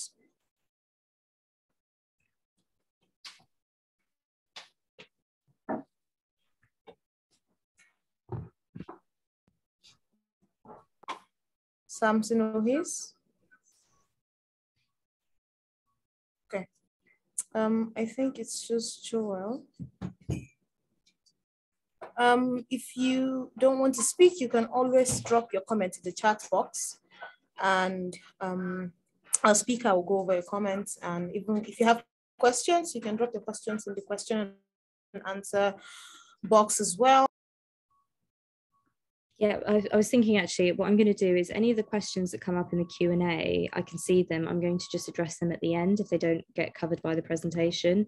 But if anybody wants to make comments like Joel did, I'm more than welcome. I'm very happy to take those comments as we're going through the discussion so we can hear from other people. Okay. So if you've got questions, pop them in the chat box and we'll do them at the end. If you've got comments and you want to discuss them, feel free to raise your hand and we'll do that as we're going along, because I don't want to stop anybody else from sharing their thoughts and their feelings. And Joel, I completely appreciate what you said. I feel the same way. Yes, absolutely. Should we keep going? Is there any other hands up that I can't see, or should we keep going? No, just keep going. I think we don't have any questions for now. Okay, wonderful. Right, so having learned about FGM at that point, I was now 17, 18. I was in that sort of 2-year period that I was going to college before university, after secondary school. And I thought to myself, right, I can start talking about both of these issues together because they are related and they are grouped together as well. And so I was like, I've started off in schools working with young people and working with teachers because I feel like teachers need to be able to recognise that there are young girls being taken out of British schools and being taken abroad either to be forced to marry or to have FGM done to them. And in some cases, it's being done here and they're not coming back to school. So schools are actually really good, because of the way the school system is in the UK, they're actually a really good way of trying to protect and grab these children back into the system and to prevent this from happening. So I started talking and doing assemblies at different schools, much like I was told to do at my school. I started in local schools going around and talking about these issues. And I met a head teacher who said to me, I'm going to a conference next week, why don't you come with me and we can discuss this there, and I will find some time for you to give a speech about it. So that's what this picture is here. This is me at 17 years old at an educational conference in London at the Institute of Education, and I was talking about the value of community education, supporting young people who are being active on issues that they care about, but also the issue of forced marriage and FGM and how schools tie into that, and how schools can act as essentially a lifeboat to save these young girls. And when it comes to forced marriage, boys as well, because men and boys are forced into marriages as well. So I started doing public appearances and speaking out about this issue. And from that point, an editor got in touch with me and said, look, I heard you speak and I thought that you did a really great job. I think we need to hear more young female voices on this issue. I have a magazine called the Times Educational Supplement, will you write an article for me? I'll pay you this much and I need you to write about this, this and this. And at 17 years old, I was gobsmacked. I was blown away. I couldn't understand or believe that somebody wanted me to write about something and they found it valuable, that having a young person's perspective on it. And I thought to myself, well, actually, this is what empowering young people is about. It's about giving them a platform on which they can discuss the issues that matter to them in a way that they want to present that issue. So for me, it was about presenting it in a way that it's not a cultural issue. You need to stop looking at it as this is something that happens far away, halfway across the world, or this is something that only happens to a specific group of people. Actually, it's a form of abuse. If you saw somebody being abused on the street and being beaten up, you wouldn't say, oh, that's got nothing to do with me, that looks like it's a cultural thing. You would say, you're abusing that person, stop, or I'm about to call the police. And when it comes to forced marriage and FGM, you can't say, oh, this is a cultural thing, I don't want to tackle it. No, these are forms of abuse and they must be dealt with and treated accordingly. And so that's what I wrote in this article.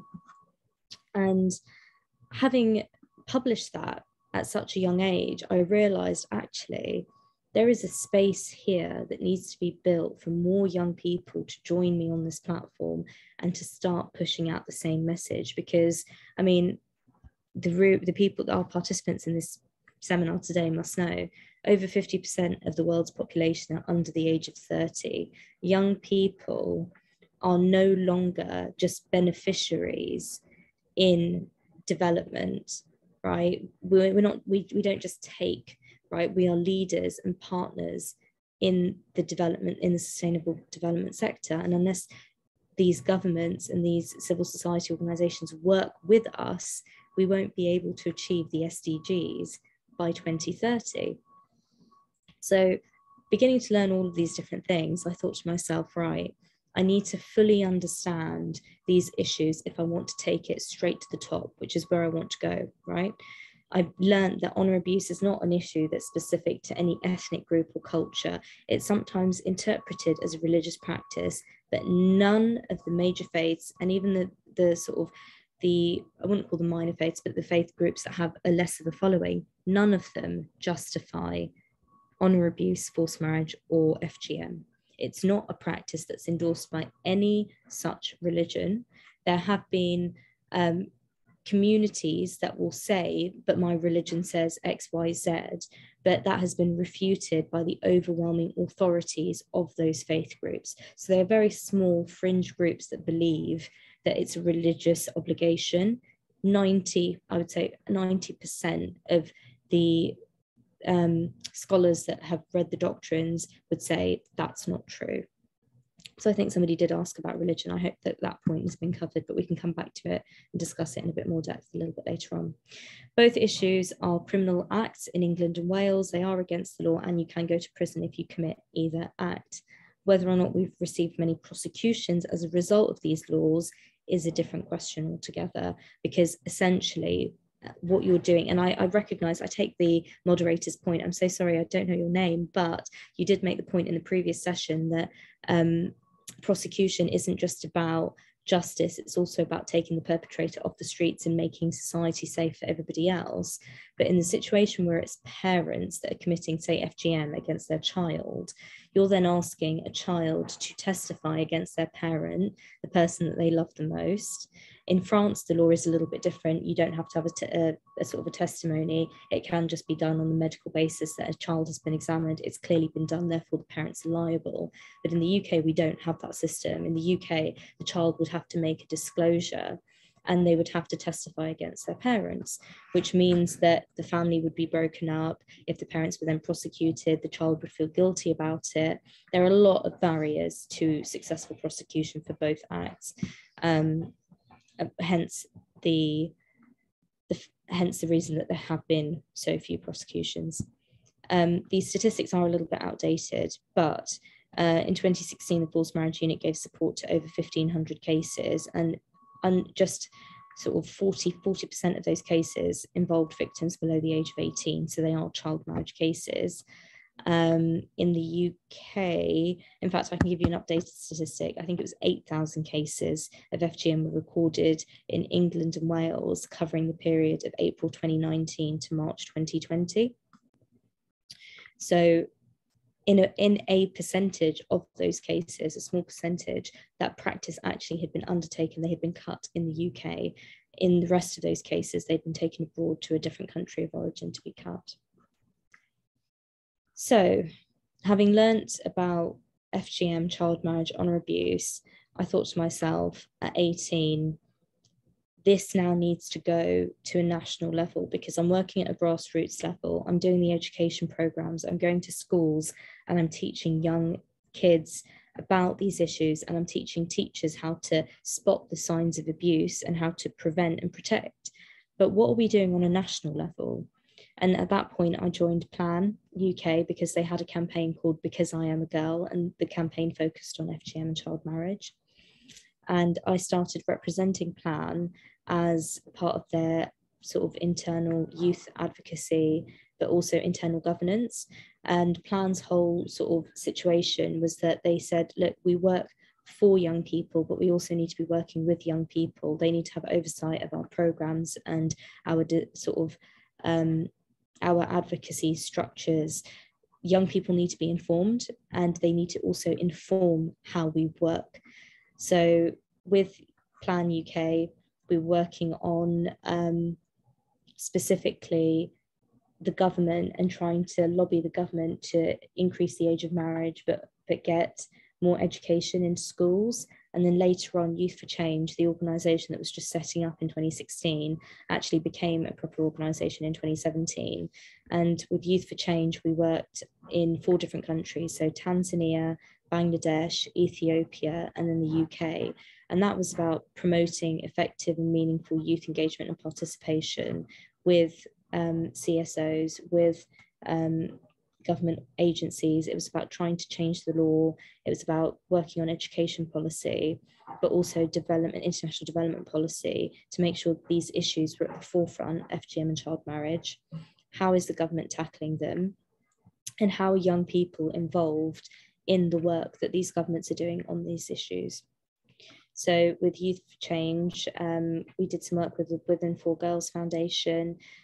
This particular image was when I was speaking on behalf of Youth for Change about our Train to Protect campaign, which was about getting more teachers trained in order to spot the signs of abuse. So for example, if a child suddenly becomes withdrawn and used to have really good grades, but has now stopped studying and their grades begin to plummet, all of a sudden they're coming in late, they don't have as many friends as they did before, they start talking about a family holiday that's coming up in the summer that they're anxious about. All of these different things that you can pick up as a teacher, almost like a checklist of what to look out for if you suspect that a child might be taken abroad to be forced to marry, or they're about to be taken abroad to be cut.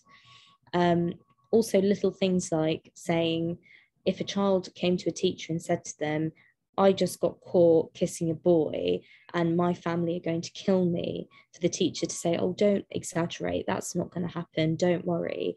They need to understand that actually in some cases, kissing a boy would be breaking the honour code and would result in a form of sanction like a forced marriage, like an act of FGM, or even to the degree of an honour killing. So all of these things have got to be taught essentially to people that just don't understand the concept of shame and honour and how that manifests. And having done all of that work, so I mean, remember we started off, I remember that picture I showed you of me as a 7-year-old with my granddad. We started off at a very grassroots level with a book that hurt my heart enough for me to start acting on this issue and learning about it and becoming engaged. And by the time I got to the age of 18, I was chosen to be the first official UK youth delegate to the United Nations based on the work that I'd done on SDG 4 and 5. So this was before the SDGs were actually signed and announced. And this lady here, Justine Greening, was the Secretary of State for International Development. And she selected myself and another young lady to go with her as part of the official delegation and be a youth advisor. So we were there at the UN when these Sustainable Development Goals were signed and rubber stamped.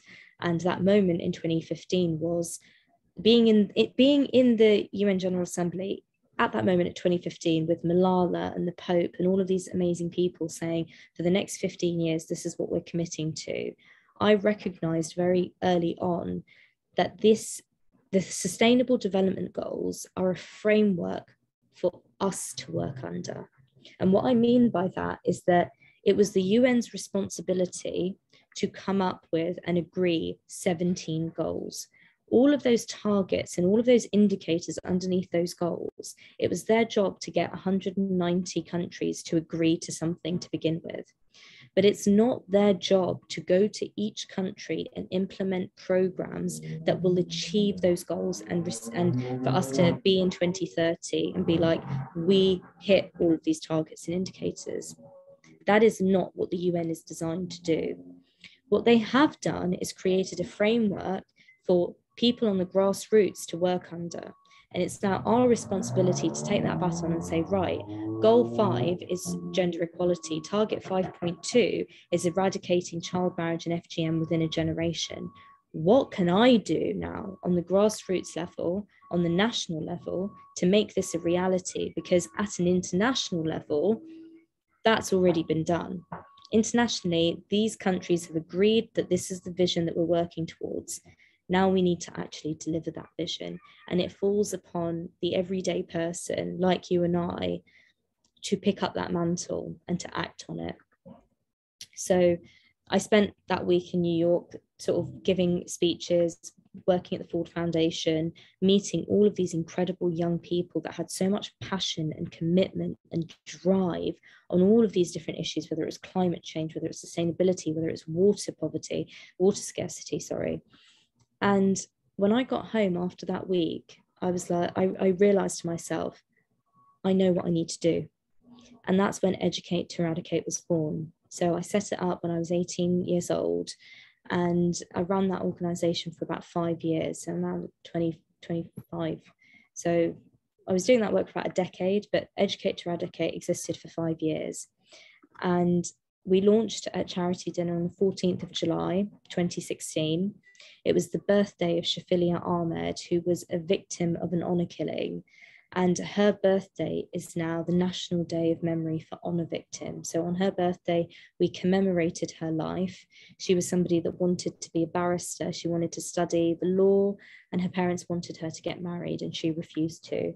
And so she was murdered by her parents, and her parents are currently in prison as a result of that. So that was one of the cases of an honor killing that got a successful prosecution. But at the launch of Educate to Eradicate, we performed the play Duty again, that was performed a few years back. We had another drinks reception, canapes, a 3-course meal. We had sort of guest performers. And Educate to Eradicate was set up and launched to be an educational platform that focused on preventative measures. So organizations like Karma Nirvana are able to provide refuges and safe houses and counseling support. I knew that wasn't within my remit as a young person. I didn't know enough and I wasn't trained enough. But what I could do was create an educational program that could be rolled out to every school in Britain so that at least children knew what these issues were. They knew that a conversation had been started about them so that there was a broken sort of silence. The issue is no longer as taboo as it was because we're now discussing it, and also to be training police officers, doctors, midwives, the people that are going to be crossing paths with victims so that they can also offer the right support and they can spot the signs of abuse well in advance. And that's what I did at Educate to Eradicate. We ran these workshops, we ran these programs with young people, but also with professionals. And for about 5 years, not just nationally, but internationally, I went around sort of America, Canada, Zambia, Malaysia, all of these different countries talking about these issues, because even talking about them and breaking that silence, it then empowers other people to say, actually, I can discuss this as well. And I always say to people at the end of my talks, I say, if you can do one thing at the end of this talk, it would be to go home to your family or to your friends and tell them the story of Jasvinder, tell them the story of Uzma, Don't let what happened to them be in vain, because by sharing their stories and what happened to them, you are hopefully opening up the dialogue to prevent the next one from happening. Because somebody might then come forward and disclose and say, well, I know that they know what I'm talking about. It's not going to be a case of, I'm not going to be understood when I say my family are going to kill me because they've just found out about XYZ. They know that you're going to understand that that's a real possibility, not that they're exaggerating about the circumstances that they're in. So where are we now? So yeah, we launched on the 14th of July on Shafilia Ahmed's birthday, and at that charity dinner we raised about £7,000, and that money was the startup costs that I used to set up Educate to Eradicate as a charity. And when I give this talk to students, when I used to give this talk, I used to say to them, anyone can be an activist, anyone can be an advocate. You don't have to have a specific set of skills. You don't have to have money or privilege or a certain background. You can use your voice. All you have to do is find something that you care about enough to act. And at the end of every presentation, I used to get kids coming up to me saying, I really care about climate change. I really care about cancer research, but I can't talk like you. So what should I do? And I realized very quickly, you don't have to talk like me. My talent that I recognized early on was public speaking. I enjoy communicating with people. I find it very easy to talk off the top of my head without any notes. That's just something that's personal to me. At 14, when I found this book, when this book was gifted to me, I realized my passion was acting on honor abuse. It was something that hurt me enough to push me to act. So what I did was I took my talent and I matched it with my passion, and I put them together to create a program, which is Educate to Eradicate, where I was using what I was good at, which is talking, to make a difference on the issue I cared about. Now, for some of you, you might be great at basketball or playing the piano, or you might be great at mobilizing and organizing individuals. Every single one of you has a gift and a talent. My advice to you would always be, use what you're good at to make a difference on the issue that you care about. So I used to tell kids, if you are great at playing basketball, organize a basketball match. Have people come over together, and in half time, if the issue you care about is bullying, then have somebody give a 5-10 minute speech about bullying in half time, or have it as a charity basketball match where people are donating to a charity that tackles bullying. There is always a creative way of using what you're good at to make a difference in this world and leave your footprint for you to be able to say, I did something. And the quote that I'm going to leave you with today is this, because it changed my life. This quote was given to me back in 2015 at the height of the Syrian refugee crisis. And at the time, I was trying to set up Educate to Eradicate, but I also wanted to go to Calais. I wanted to go to France and start helping with the refugees there, because I saw the news and I could see the jungle and all of these people living in terrible conditions. And my heart started bleeding again, and I wanted to rush off and help. And sometimes as human beings, it's really easy to go and do the tangible thing and think, if I go there, I'm actually physically doing something to help and it will make me feel good as well. But in that moment, I had to pause and think to myself, I know that what I'm doing is difficult and it's a lot of paperwork, but I need to set Educate to Eradicate up because I've started this journey. I picked a spot on the battlefield of causes, and I need to stay here for a little while longer. And you will find that if you are pure and sincere with your intention about what you want to achieve, very quickly people will come and stand with you and support your endeavors. So people did come to support Educate to Eradicate. I built a team around that organization of people that were committed to that idea. And when the time was right, I was able to go to France and start helping with the refugee crisis there. And then I was able to come back. And this quote was what put everything into perspective for me, because changing the world is not a big bang. It's an evolution. It's the sum of billions of tiny sparks. And some of those sparks will have come from you, every single one of you. We will all be a part of that change, and we will all do our bit. We can educate to eradicate these practices, so FGM, child marriage, and honor abuse, and anyone can act. You just have to find something that you care about enough to get there. So I'm going to leave it at that. That's going to be it for me. And I think I'll take a 2-minute pause, and then we can do some questions and some comments. Does that sound okay? How are we doing for time? We're doing perfect. We're doing excellent for time. Thank you so much, Arifa. That was interesting, with the story and everything you have shared with us. I know we have some questions in the question and answer box, but before you're ready to take the questions, I just want to say that that last comment resonates with me, because myself and my friends, we have this group and we call ourselves the feminists, and we often make jokes about our daily experiences as women and what kind of difficulties we face just doing the bare minimum, just trying to live our lives, just trying to go to work or go to school or do the basic things that every human being does. And I remember recently I've been making jokes to my friends saying, oh no, I'm done being a feminist because I'm tired of trying to help people who don't even know they need help or who don't even want my help. People who don't want me to tell them that they're in a difficult situation or they're in a bad situation. And I was questioning if I'm making a difference by just talking about some of these issues. And this last quote kind of resonates with me because it reminds me that I may not see the big difference I'm making, but that tiny spark, that one person that now realizes they're in a difficult situation and they need to seek for help, is enough difference in the world. So thank you so much for sharing your content and all the quotes. And like you said, FGM or forced marriage is not a cultural issue, it's abuse, and it happens everywhere.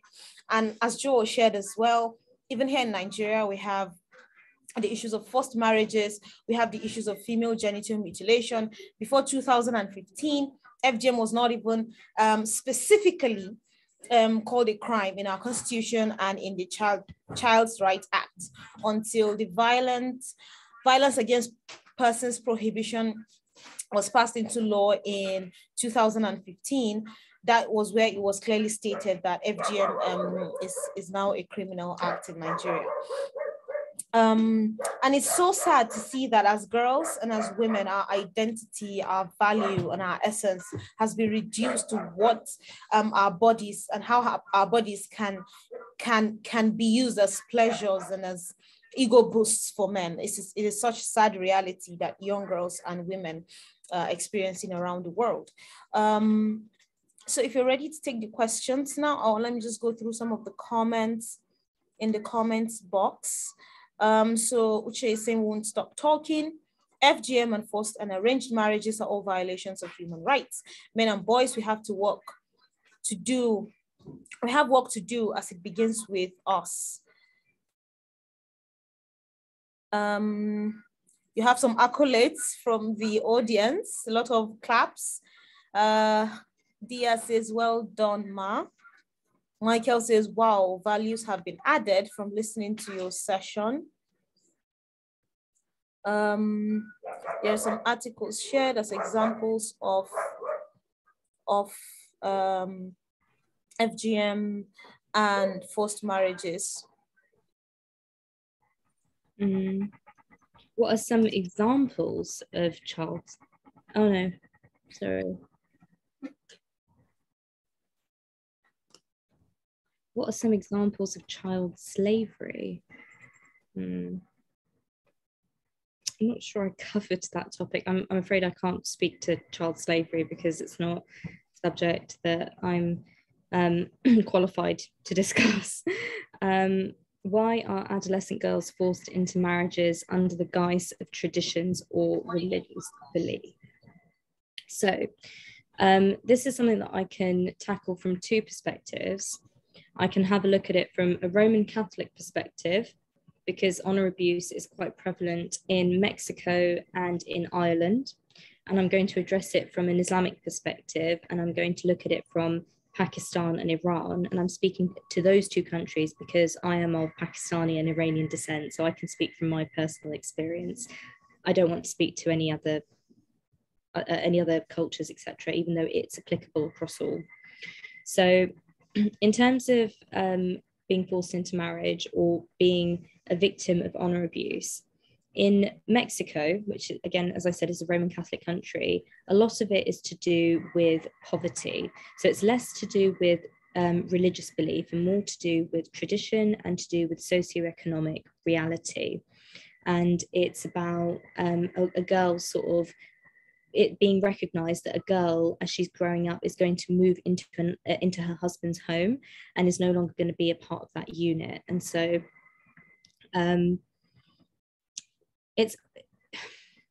there's a financial component to it. There's a component where the girl is possibly worth less than the boy, but there's also an emphasis on chastity and virginity in both Roman Catholicism and Islam. And so the belief is that the younger that a girl is married, the more likely it is that she will be chaste and virginal when she does get married, or rather it will prevent the possibility of sex before marriage, and it will reduce the financial burden on the family by getting her married up, because she's going to get married anyway and leave the family, so why not do that sooner? That's one aspect of looking at it. From an Islamic perspective as well, I would say that in Iran and Pakistan, again, it's a socioeconomic thing. It's again to do with virginity and chastity and the belief that the younger you are, the better it is that you get married, because less likely that you will have sex outside of outside of marriage. And I think it's also to do with the belief in gender roles. So for example, in a country like Iran and Pakistan, where gender roles are quite rigid, there is less of an expectation that girls will go to school and that they will get a degree and that they will be working outside of the home. There's an expectation that the home is their sort of remit, and they're going to be managing that after marriage. And the male is the breadwinner, and he's going to be going outside and doing all of the earning and stuff. So looked at in that perspective, it's like, actually, well, they don't need to be educated then. What do we need to pay for an education for? They're not going to use it, they're just going to be in the home. And so all of those things converge. With menstrual poverty, I think that's been mentioned before, maybe it was in the previous session, and the fact that it's very difficult for them to go to school. And if they're not going to school, then what alternative is there for an adolescent girl? The other alternative has always been marriage and settling into a family home. So I think that covers why adolescent girls are forced into marriage under the tradition of religious belief. It's something that's comfortable, it's something that's accustomed, they're habituated to it. And religious belief can very easily be twisted, because both religions, in fact, all three Abrahamic faiths, impress chastity and virginity as important values. And so early marriage has been used as a tool by these communities to fulfill that religious obligation, but it's not a tool by those. Wow. Nice. Anybody that asks me now, tell me what he has been listening to. He's only courage and do that on all of the parties.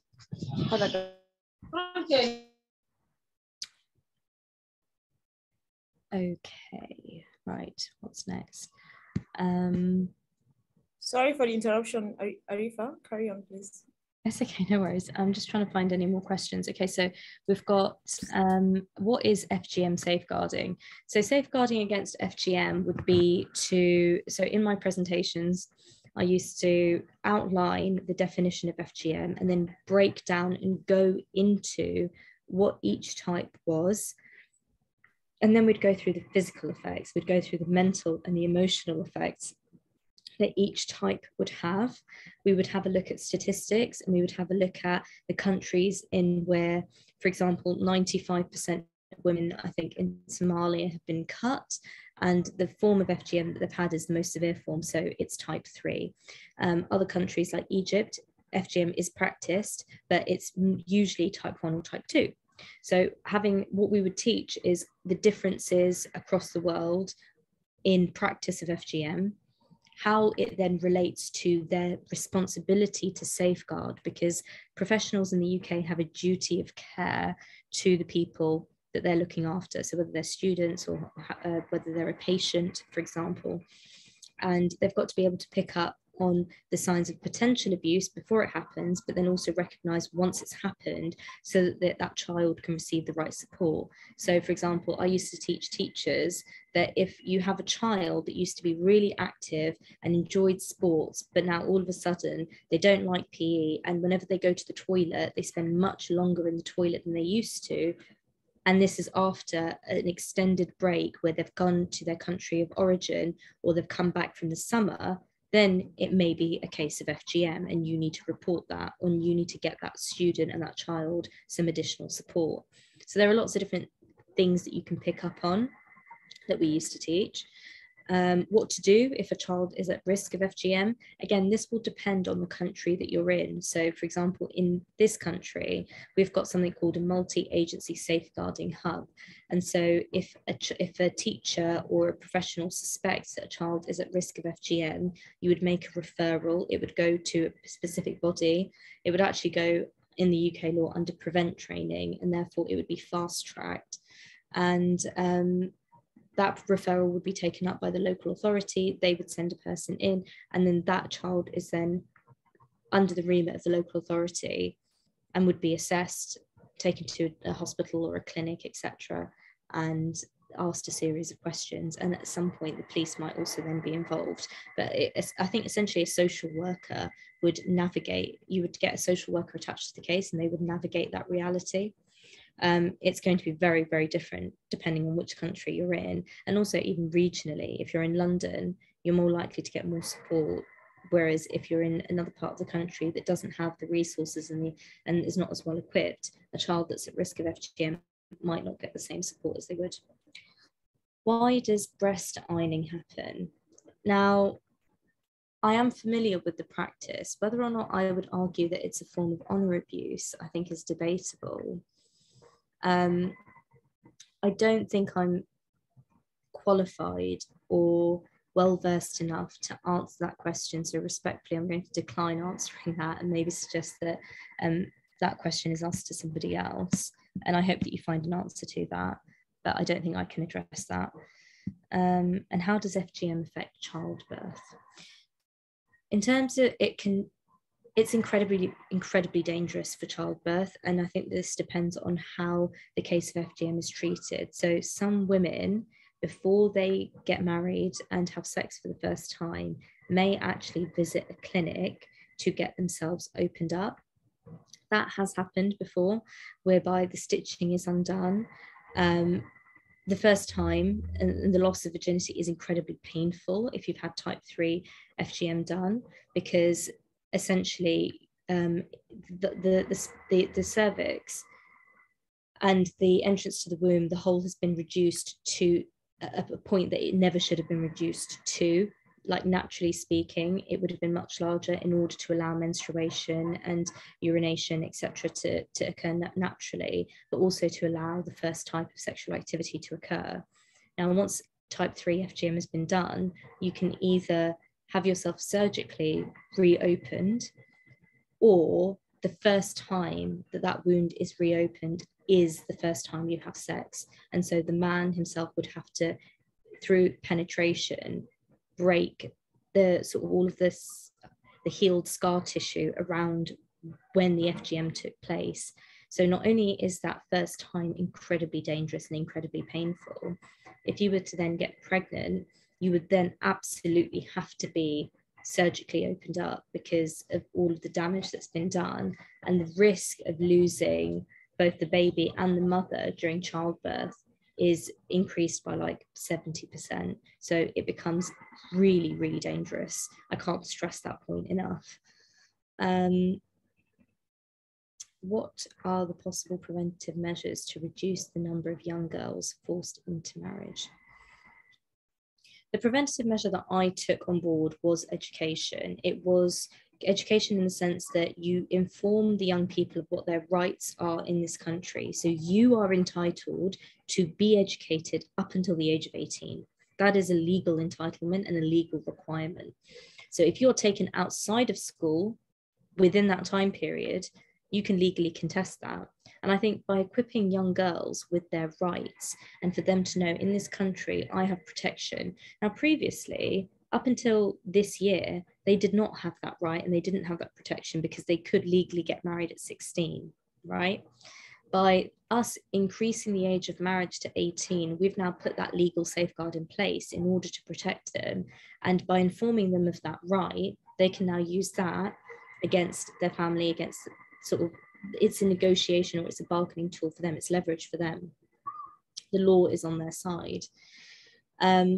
Once you've got the law and the legal measure in place, then it becomes about the education, so letting them know that they've got this safeguard in place, but also educating the families, the people that are pushing these early marriages, and to explain to them that it's not beneficial to you in the long run for your daughter to be married off so early on.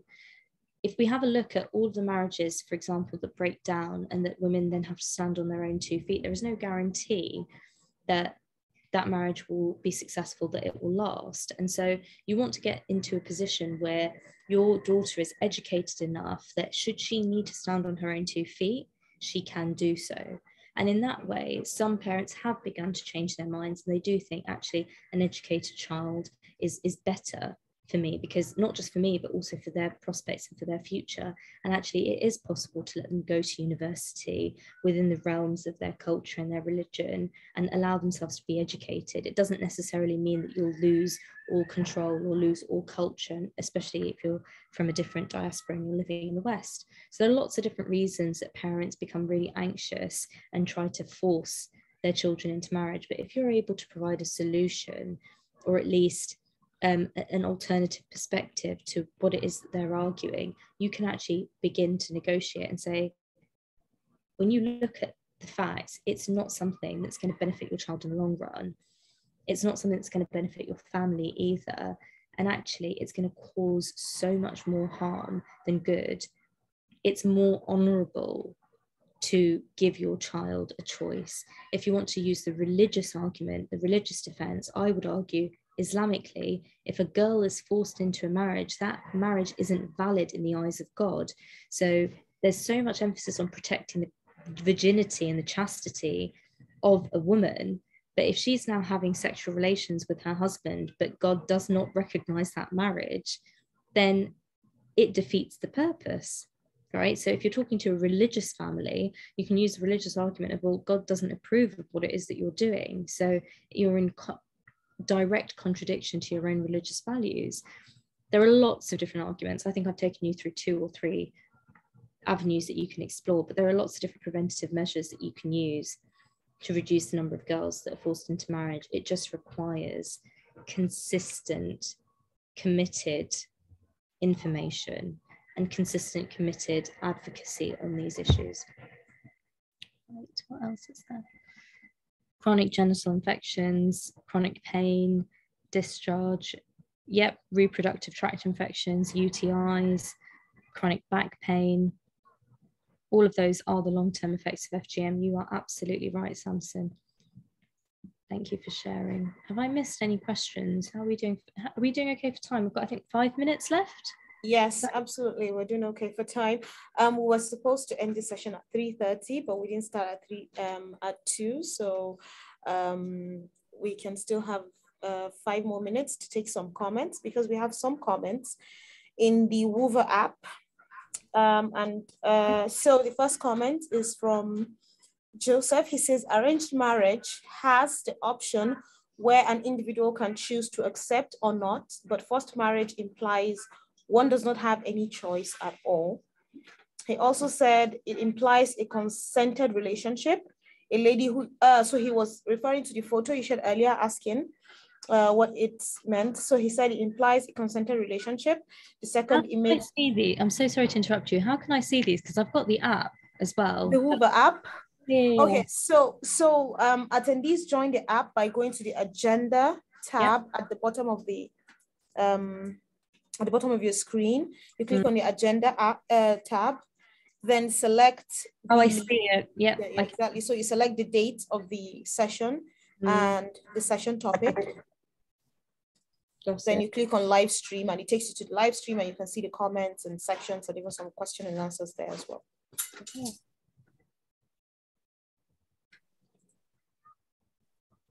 Do you have those? Yep, I found them. So an arranged marriage has the option where an individual can choose to accept or not, but forced marriage implies, absolutely, you're correct. It implies they can, okay, fantastic. So Sir Zenda, I think Sir Zendan said, sorry, I didn't see this at the time. I wish I had, because you're right. So it implies a consented relationship, absolutely. So the second picture was a lady who's happy with her looks or preparing to head out for an outing, so hence the makeup, and there was an emphasis on the beautification. The elderly man is scolding the young lady, whereas she doesn't seem bothered by what he is saying, but she does feel sad. So that generational disconnect, that gulf that keeps deepening between the expectations of an older generation and those in authority versus a younger generation and those that are possibly subordinate. And then the fourth, you said, was a lonely lady. I was taking more of an emphasis on the clothing, but not bad at all. The total sum is the lady that has transitioned from one phase to another, which may or may not make her happy. Absolutely. I mean, in a sense, that is right, because it's adopting values and cultures, values that are outside of the person's ethnic culture. And it's that amalgamation of cultures coming together because you're from somewhere else originally, but you now live in the West, and it's almost competing values. But at the end of the day, despite the competition of values, whether it's West or whether it's East, human rights remain the same and abuse remains the same wherever you are. So it's a very important, clear point to make. None of those things are invitations for or justifications for abuse. Girls are not brides, rather they are potential mothers and needed to get to that level of development. So I'm not sure what this was referring to, but you're right, girls are not brides. And I think that there's a level of maturity and responsibility that's required to successfully enter into a relationship with somebody else and make that relationship work successfully. There are already natural power imbalances when it comes to women and the patriarchy and us existing in this world. But when you add a younger bride with an older groom as well, that power imbalance is dangerous, because that young person, that young girl, is not in a position to fight against an older man, is not in a position to assert her agency or her authority around herself, around her body, around her livelihood. So yes, they are potential mothers, but they need to be able to reach a level of development where they are in charge of their own destiny. They are the person that makes a choice for themselves, guided by family and friends, etc. But we need to get to a position where women are actually able to make decisions for themselves at the appropriate age, whereas still in this phase of child marriage and in gender-based violence in general, we find that women are overridden all the time and their bodies are controlled and legislated on with very little female voice and agency to combat that. I can't see any more on the Hoover app. Do we have any? So I'm afraid there are more on the Hoover app. Maybe just scroll down. There are more comments on the Hoover app. I can see 9. It says there's 9 in the chat. Yes, Samson says VVF is one disadvantage of early marriage. He says FGM is barbaric. He also says, what are the health risks caused by FGM? You mentioned that already. And yeah. Simon says, God bless you. Thank you very much. Well, I think it's a wonderful place to leave it. I am so delighted that I was able to make it, despite the last minute nature and lots of the confusion that happened. Thank you all so much to everybody that attended, and to EWEI as well for having me. I hope it's been beneficial and inspirational, and I am deeply honoured to have shared time with you this afternoon. Thank you. Thank you so much, Arifa. Thank you. We have learned so much from everything you've shared with us. So Samson is still asking, what is breast ironing and why is it done? So I'm just going to respond to that. It's another practice where, you know, objects like wood or stone, hot stone, is used to iron a young girl's chest when she starts developing breasts in order to prevent men from being sexually attracted to her. It's another sad experience girls go through in some parts of Nigeria. Thank you again so much, Arifa. Thank you for all the wonderful experiences you've shared with us today. Thank you for responding to all the questions.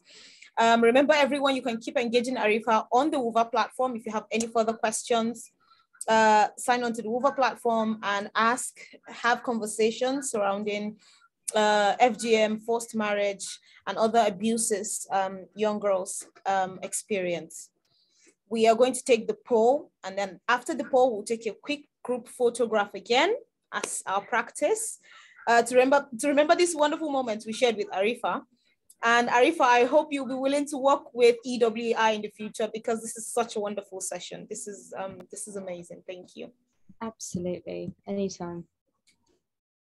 So please take the poll so that we can know your thoughts and how much value this session has added to your life, and, you know, equally giving us feedback on how we can improve on our sessions.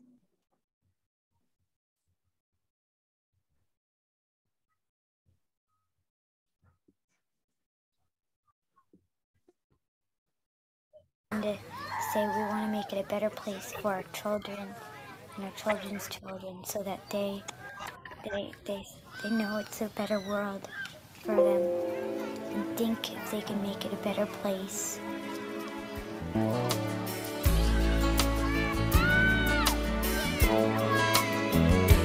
There's a place in your heart, and I know that it is love, and this place much brighter than tomorrow.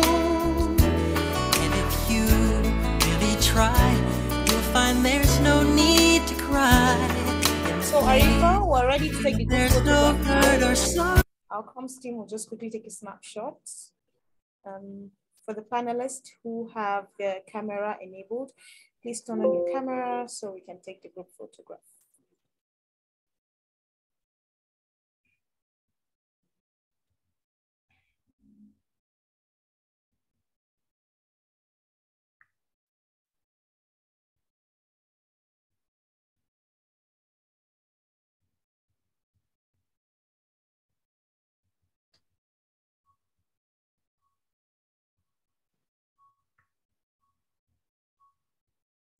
All right, thank you. The group photograph is done. Thank you once again, Arifa, for joining us twice today, actually. Thank you to all our attendees and those of us who ask questions, who make comments. Thank you for engaging this session. Thank you to the technical team behind the screen, making sure, you know, everything goes well. Thank you to my other support team for planning this session and making it a success. Don't forget, tomorrow session resumes at 11. Tomorrow, the 12th of October, session resumes at 11 and we'll continue the conference. Thank you once again. And Arifa, you said you forgot my name. My name is Jalila. Jalila, yes, Jalila. That's fine.